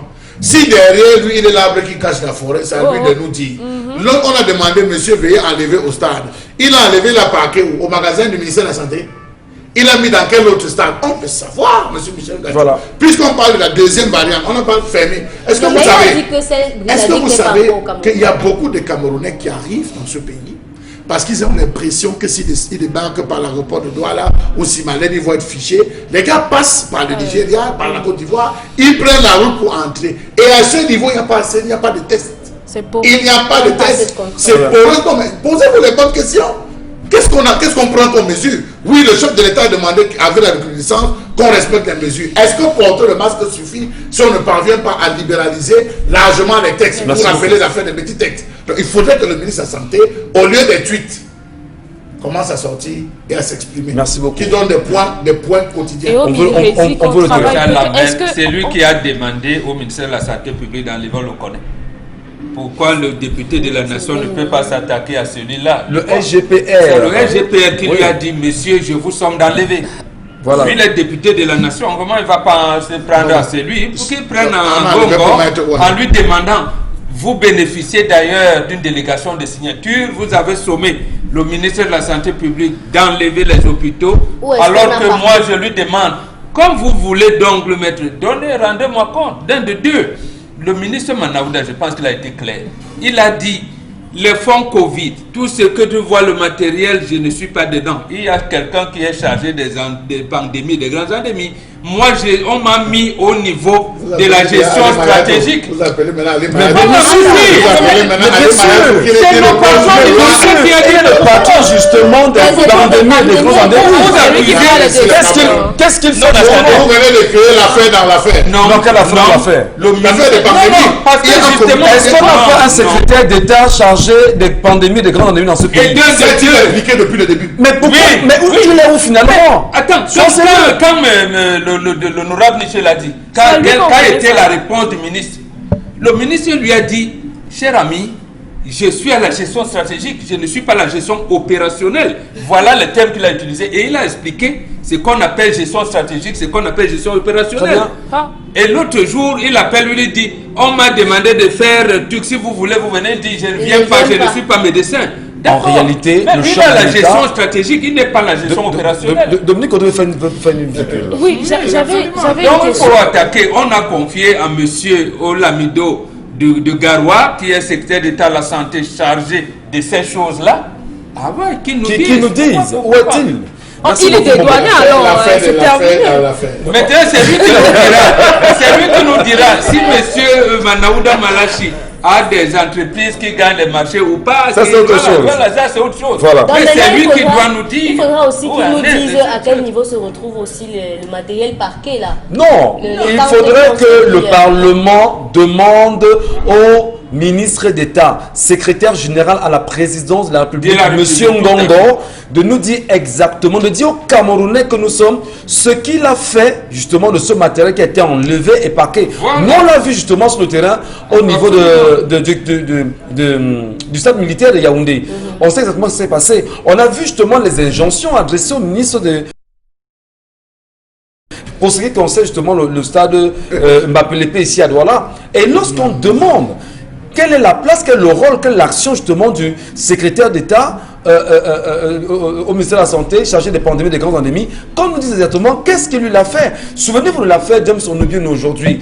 Est-ce qu'on a dit aux Camerounais comment cette affaire s'est terminée? Bon, son fils, hein, pas lui, son fils. C'est pour ça que je suis Alors, de les aider en créant l'affaire de l'affaire dans l'affaire. Non, Oh, non. il Non, faut mais passer c'est ça. parce que les Camerounais sont au courant, on fait de la situation. Monsieur Michel, Dominique, on doit on n'a pas besoin Dominique on n'a avait pas dit. besoin de radoter. Non, donnons la parole à On Dominique. dit- Chamabel. Attends.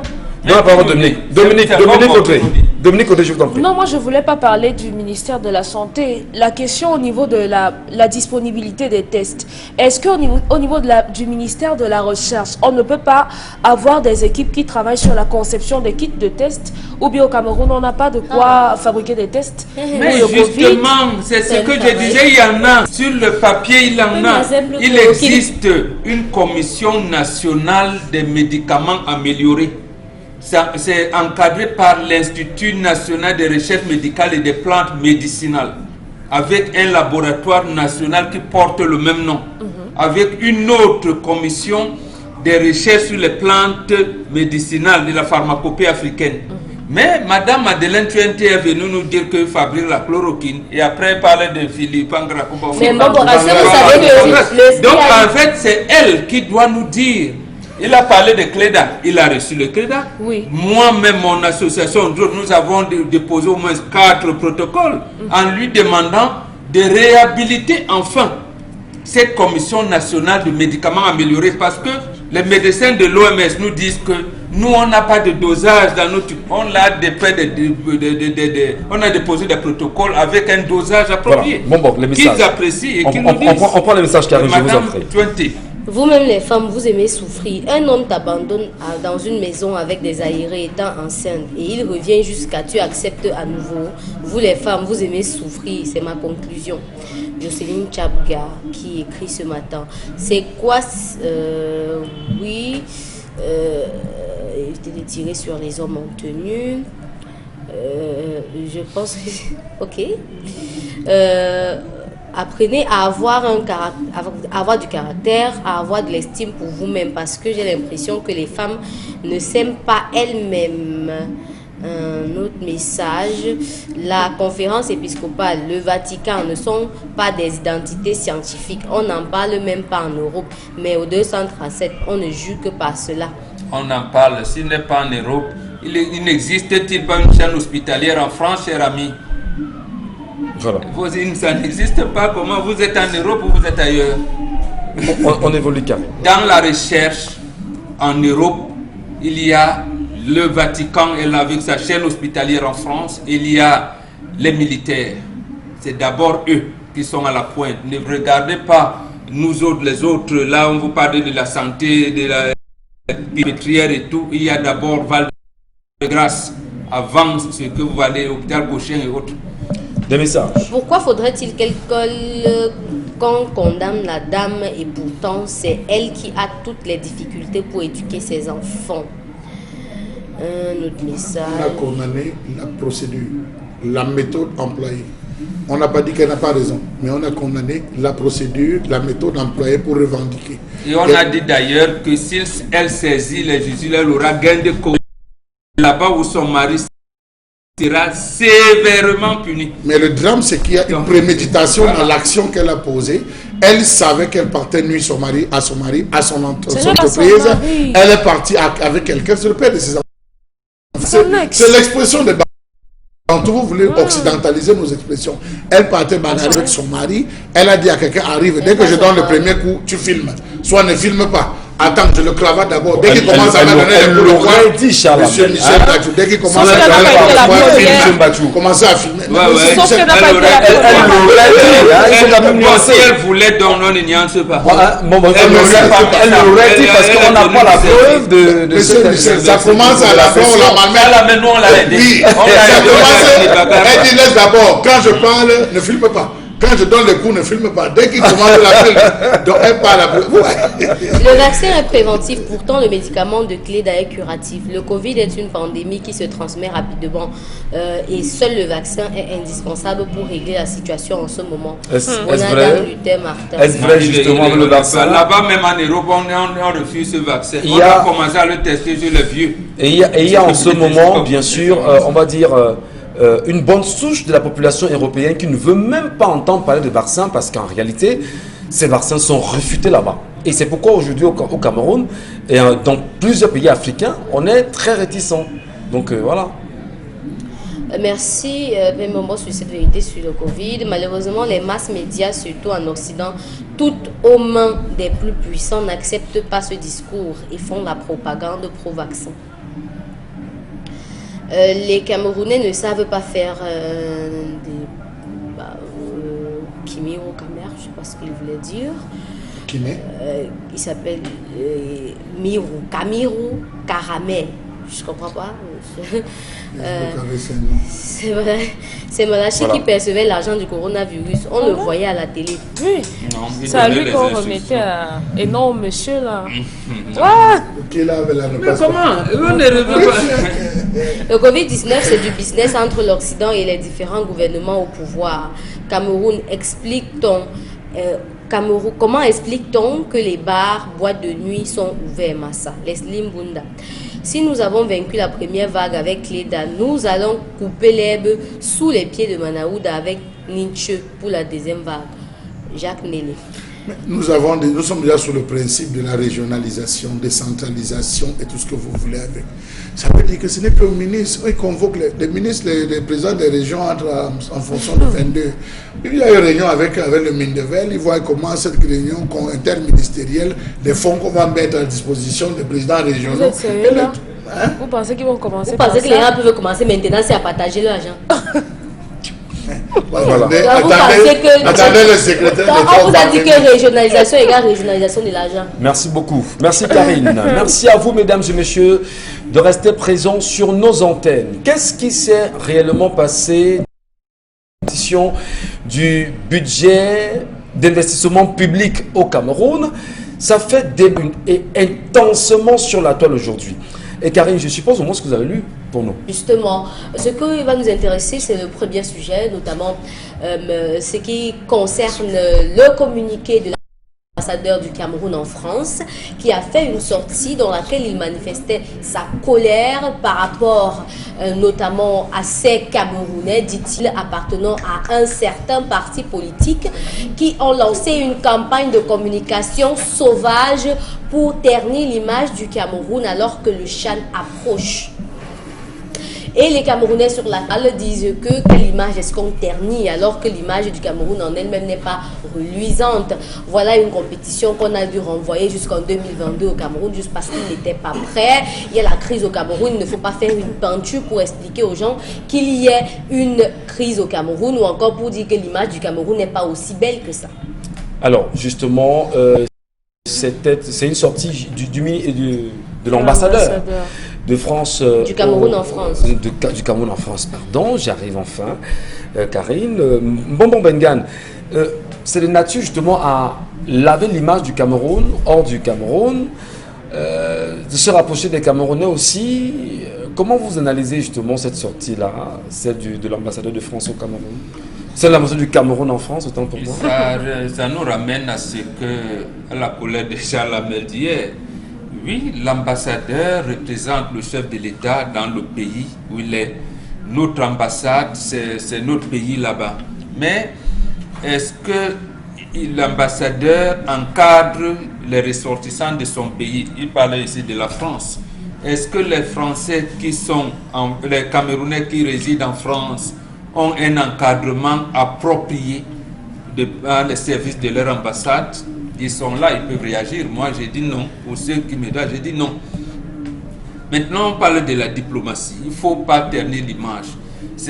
On parle de la diplomatie de présence.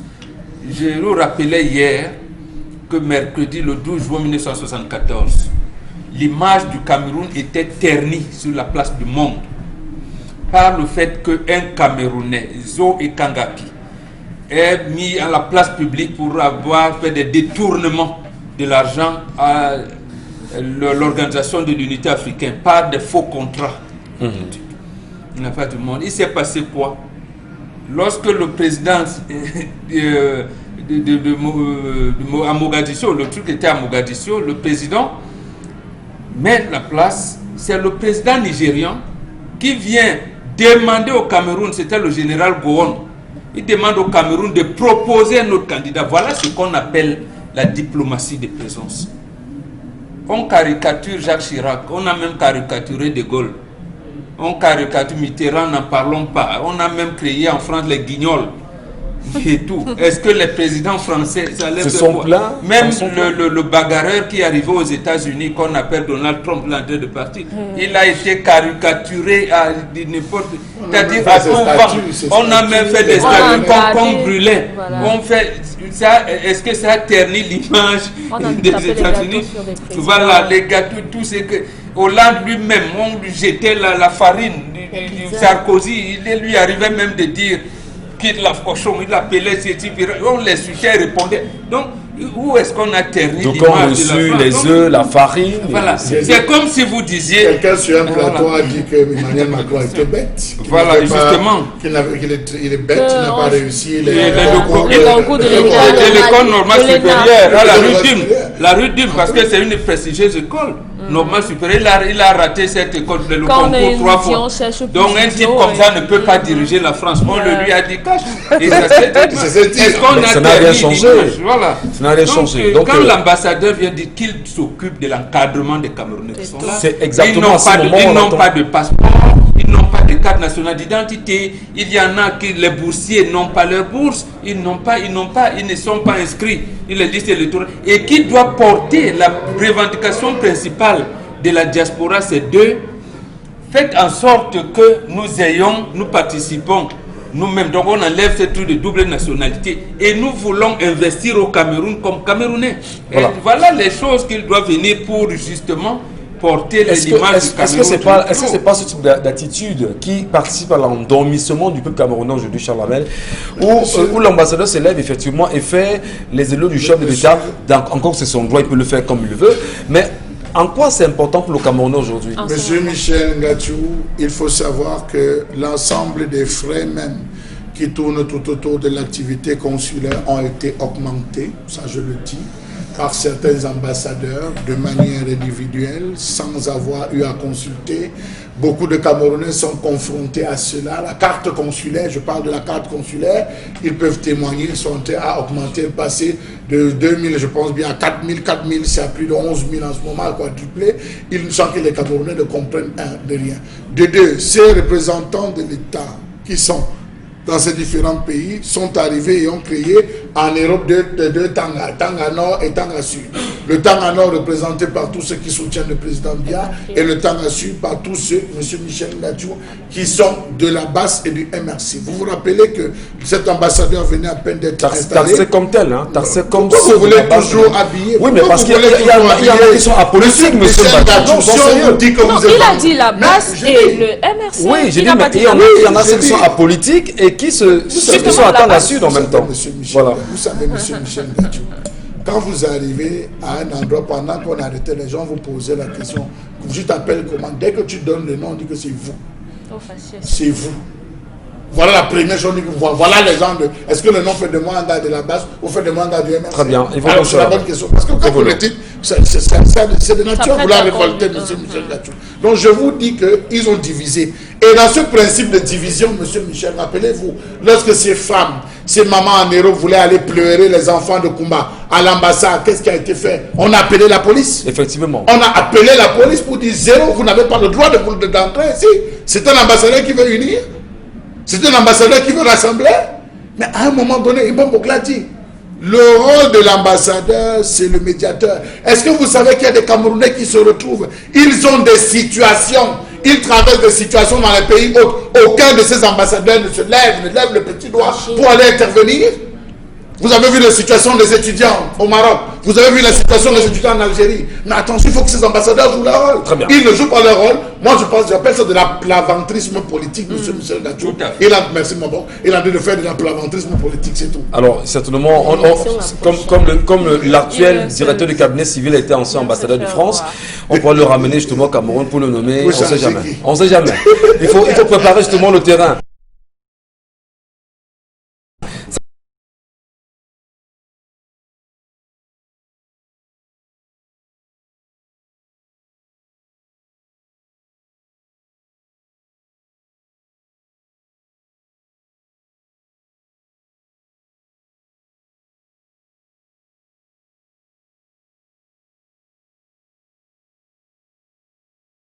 Il a brillé par un faux avec la gerbe de fleurs, rappelez-vous, sur la tombe. Mais ça qu'on avait décrié. Merci beaucoup, Charles Abel. Il vous dira que c'est une action d'un ambassadeur dans un pays étranger. On évolue, ça arrive. Le deuxième sujet concerne Madame le maire Patricia Tomaino Ndamjoya, maire UDC, dans le Noun, qui a perturbé la cérémonie de prise de commandement du nouveau préfet qui a été nommé récemment dans le Noun, parce que notamment son allocution n'avait pas été dans le protocole des prises de parole. Elle a tout fait pour pouvoir prendre la parole à cette cérémonie. Et là, mais là, les images qu'on a à l'écran sont les images de l'entrée du sultanat, où les corps constitués, notamment, allaient saluer d'abord le sultan. C'est important. Et là, justement, ce sont les images... on peut écouter, Karine? Si vous voulez. On peut écouter? Si vous voulez. D'accord.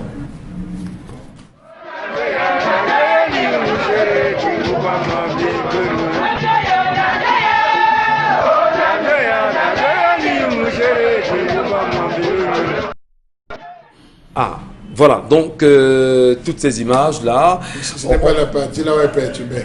Hein, c'est pas la partie où elle est perturbée? Mais Karine nous a pas pris l'image là? Non, il y a beaucoup d'images. Il y a beaucoup d'images. Oui, d'accord. Là, c'est les gars de l'UDC qui entrent en chantant. Elle a fait entrer d'abord la première équipe. Allez d'abord chanter. Il n'y a pas de discours, vous chantez d'abord. C'est le premier à entrer en chanson. Mais est-ce qu'au final, elle a fait son discours? Oui. Oui, c'est que le nouveau préfet a plaidé auprès du gouverneur pour qu'on la laisse parler. Non, voilà. Là, voilà au milieu, justement. Oui, voilà avec ces groupes. Donc, vous savez qu'elle a mobilisé tout l'UDC du Nord pour perturber. Et ils sont arrivés. Bon, là, on ne les taxe pas comme on taxe les autres. Donc, vous voyez Et justement, on va dire que l'image Voilà. fait le tour de la toile. Oui, Karine. cette image fait le tour de la toile et là, elles ne sont pas taxées de troubles à l'ordre public Ou et de puis MRC. Insurrection, tentative de trouble de à un terrorisme. événement. On a plutôt vu la police encadrer, hein. Oui, Vous avez maintenant, vu il y a aussi ce cordon quelque de chose- sécurité autour, hein. Oui. C'était Maintenant, formidable il y a ça. quelque chose que la toile a aussi relevé, que comment est-ce qu'on parle de l'installation d'un nouveau préfet et puis on voit les bâches avec les effigies du RDPC et tout. Comment est-ce que ça s'explique? Ils font la location des bâches. C'est comment le RDPC fait la location des bâches ou alors le préfet est du coup membre du RDPC. Alors, peut-être posons des bonnes questions également. Ou bien c'est Est-ce que- l'opposition qui arrive Est-ce qu'il est directement normal, dans- quand même, qu'il y ait dans un département l'installation d'un préfet et que l'autorité municipale n'ait pas son mot à dire dans cette cérémonie? Quoi qu'il en soit, quand même, bon Bengan, quand on sait que justement entre la belle-sœur ou la fille du roi aujourd'hui et son père, puisqu'il y a des antécédents, est-ce qu'il est normal qu'elle qui soit quand même Élue. autorité municipale n'accueille pas le préfet dans ce cas-là? Comment vous analysez ça, vous? Non, cette cérémonie a des antériorités et des antériorités qui ont des antécédents guerriers. Donc, Madame le maire, on nous a dit qu'on ne dit pas la mère, mais maintenant, elle revendique la féminité. Quand on dit la mère, on dit non. Bon, on dit Madame le même maire. si l'Académie française nous laisse croire qu'on peut dire la mère Madame comme la le mère, maire, oui. il n'y a pas de problème. Oh, d'accord. Madame la mère de Fumban s'est détachée des pratiques républicaines. Il semble tout à fait logique dans le couloir qu'elle a choisi qu'on l'exclue. C'est tout à fait, qu'on ne peut pas condamner les services de l'administration territoriale, donc le gouverneur de l'Ouest et le préfet sortant, parce qu'en principe c'est le préfet sortant qui élabore, qui fait d'abord la première mouture et qui est validé par sa hiérarchie. Moi, je le comprends très bien et je valide cet état de choses. Ça veut dire que les usages de la République recommandent la première chose, c'est l'éducation.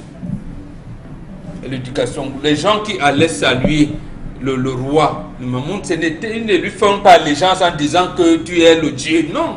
C'est des pratiques républicaines qui disent que c'est comme ça que ça se fait. Même, voilà, les royaumes précèdent la République, même le président français. Quand il va à Monaco, est-ce qu'il veut dire que le prince de Monaco est supérieur à lui, encore alors que Monaco a d'ailleurs un drapeau aux Nations Unies? Même Monaco ne s'est jamais comporté comme une république qui ne peut pas... non, il a des usages que la République accepte. Très bien. C'est ça qui s'est Voilà. passé ici. Donc, madame, elle a eu la chance que le préfet entrant a plaidé auprès du gouverneur, sa hiérarchie des autres, mais bon, laissons-la parler, essayons de calmer. Ça augure- et tout. ça augure Mais un bon comme vous climat. dites, et vous avez raison, en situation normale, c'est le premier magistrat municipal, c'est elle qui accueille le préfet qui vient. Puisqu'en fait, ils étaient ensemble, c'est le préfet qui valide, qui signe les délibérations des conseils municipaux. Voilà. Qui tient. On a des sujets rapides, Karine. D'accord, merci beaucoup. Merci à vous, madame, messieurs. Des messages, on les prendra tout à l'heure. Mais entre-temps, allons saluer, bien sûr, nos partenaires, notamment Constilamine, qui est bien installé ce matin sur le plateau B. Constilamine, bonjour à vous. Vous nous retrouvez le tapis avec 1001 tapis ce matin. Bonjour à vous. Bonjour Michel Ngatiou, bonjour à nos téléspectateurs et bonjour à tous les clients du concept Seleka. C'est encore un plaisir d'être là ce matin. Ces clients, je le rappelle qu'il y a encore et encore des promotions du côté du magasin 1001 tapis. Je commencerai déjà par leur présenter le tensiomètre. Il est important de prendre sa tension de temps en temps. Il est important d'avoir une idée claire sur son état de santé. Et cet état de santé passe également par la prise d'une manière régulière de votre tension. Oui, que ce soit au bureau, que ce soit à la maison, que ce soit dans votre véhicule, il est important de prendre sa tension. Mais alors avec quoi devrait-on prendre cette tension-là? C'est avec un tensiomètre de qualité qui est en vente du côté du magasin 1001 tapis. Et dès que vous achetez ce tensiomètre, on vous donne gratuitement un fer à vapeur. Nous restons toujours dans les bonus du mercredi, comme tous les mercredis. tous les clients qui vont faire les achats du côté du magasin 1001 tapis recevront un morceau de savon de 400 grammes et pas n'importe quel savon, le savon plus qui nous accompagne pour le compte de ce mercredi matin. À côté bien sûr du savon plus, les 10 premiers clients à commander au moins ces 2 articles du côté du magasin 1001 tapis, quelle que soit votre ville, vous allez recevoir des bons d'achat du côté de la quincaillerie La Persévérance, l'un des partenaires du concept Salaka, bien de Quincaillerie La Providence, l'un des partenaires du concept Salaka pour le compte de ce mercredi matin. La suite nous conduit, chers téléspectateurs, à la présentation commerciale des produits de ce matin. Nous commençons déjà par le tapis neuf qui coûte normalement 17 000 francs. Vous l'avez à 15 000 francs du côté bien sûr du magasin 1001 tapis. Je rappelle que la double réduction continue toujours au magasin 1001 tapis, un tapis neuf de qualité, vous l'avez à 15 000 francs au lieu de 17 000 francs. À côté bien sûr du tapis, on parle également des robots mixeurs de balles. Au lieu de 12 000, vous les avez à 11 500 francs. Ce magnifique robot mixeur de balles. Il écrase l'Indjansan, il écrase le PB, il écrase les arachides. Vous l'avez à 11 500 francs au lieu bien sûr de 12 000. On parle également d'un fer à vapeur. Pour dire tout simplement, ne demandez plus, virgule, les fers à vapeur, virgule, aux voisins, point virgule, parce que le concept Salaka les vend à moins de 7 500 francs. Un magnifique fer à vapeur neuf, jamais utilisé. On parle également toujours dans le cadre de cette grande vente promotionnelle, chers téléspectateurs, on parle bien entendu également toujours d'une bouilloire d'un ordinateur complet. Un ordinateur complet de 45 000, mais vous l'avez dans le cadre de la double réduction à moins de 45 000 francs.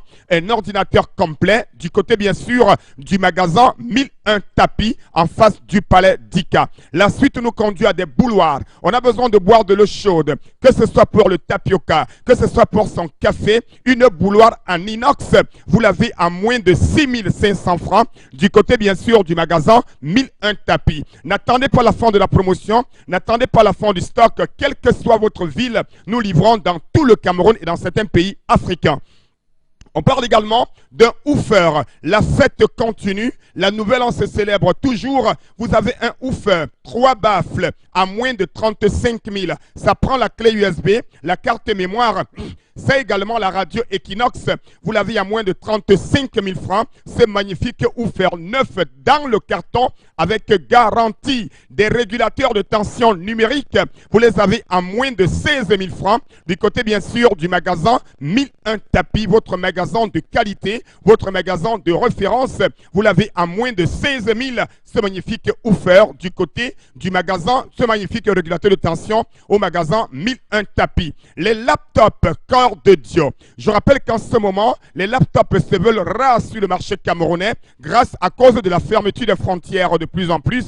Les laptops, vous les avez à moins de 85 000. Le magasin 1001 tapis est encore l'un des magasins au Cameroun dans lequel vous avez des laptops à moins de 85 000 francs pour ce qui est de laptop corps de Dieu. Le grand fer à vapeur vendu ailleurs à plus de 25 000. Mais vous l'avez au magasin 1001 tapis à moins de 12 000 francs. Et je rappelle qu'à Salaka, on ne dépanne pas un article, on le remplace.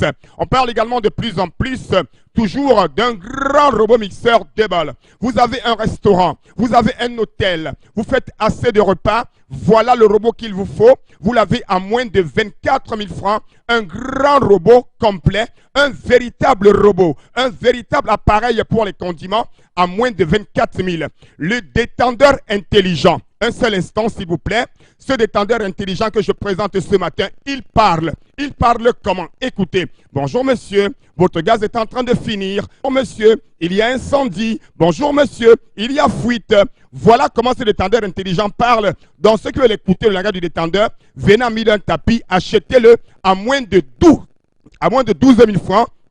Un détendeur danois avec 5 ans de garantie, 10 ans d'utilisation sans se gâter. Le détendeur intelligent IGT, vous l'avez à moins de 12 000. On parle également de plus en plus, toujours les clés USB 32 gigas. Je n'ai pas dit les clés USB là, j'ai dit les clés USB 32 gigas à 9 500 francs, mais je vous les vends à moins de 9500 au magasin 1001 tapis. Sécurisez vos documents, gardez vos documents, les enregistrements, les vidéos, les sons, vous les avez à moins de 9500 francs, une clé USB de 32 gigas. Encore et encore, les robots mixeurs déballes, vous les avez à moins de 12 000 francs. Ça se passe au magasin 1001 tapis. On parle également des laptops Core i5 qui sont de retour à partir de 135 000 francs. Offrez-vous un laptop Core i5 du côté bien sûr du magasin 1001 tapis, c'est à Douala au Cameroun. On parle également de plus en plus d'un détendeur intelligent IGT. Nous insistons sur ces détendeurs intelligents. Économisez le gaz à la maison, préparez rapidement, achetez les détendeurs intelligents IGT à moins de 12 000 francs au magasin 1001 tapis en face du palais d'Ika. Également, n'oubliez pas les rallonges. Vous les avez à moins de 6 000 francs. Des longues rallonges avec 6 sorties. Vous les avez à moins de 6 000 francs au magasin 1001 tapis. Les friteuses électriques sont de retour à moins de 25 000 francs. Mototenye Sengalemba Tatan. Motote Tatan, Tatan, Tatan, Tatan, Tatan, Tatan. N'oubliez pas les morceaux de savon de 400 grammes de savon plus qu'on vous donne gratuitement pour le compte de ce mercredi. Sans oublier également les bons d'achat de notre partenaire en quincaillerie. Merci beaucoup et rendez-vous à 1001 tapis. Et nous vous remercions beaucoup, Constilamina. Merci. Mototenye Sengalemba Tatan. C'est important. On commence à prendre cela comme étant un vrai credo. Nous vous disons merci, vous également, madame, messieurs, d'avoir pris la peine de nous regarder ce matin. N'oubliez pas en réalité que le Cameroun est un pays à reconstruire totalement. Ensemble, on le fera. Faites de la politique, sinon la politique vous fera. À demain, 10h.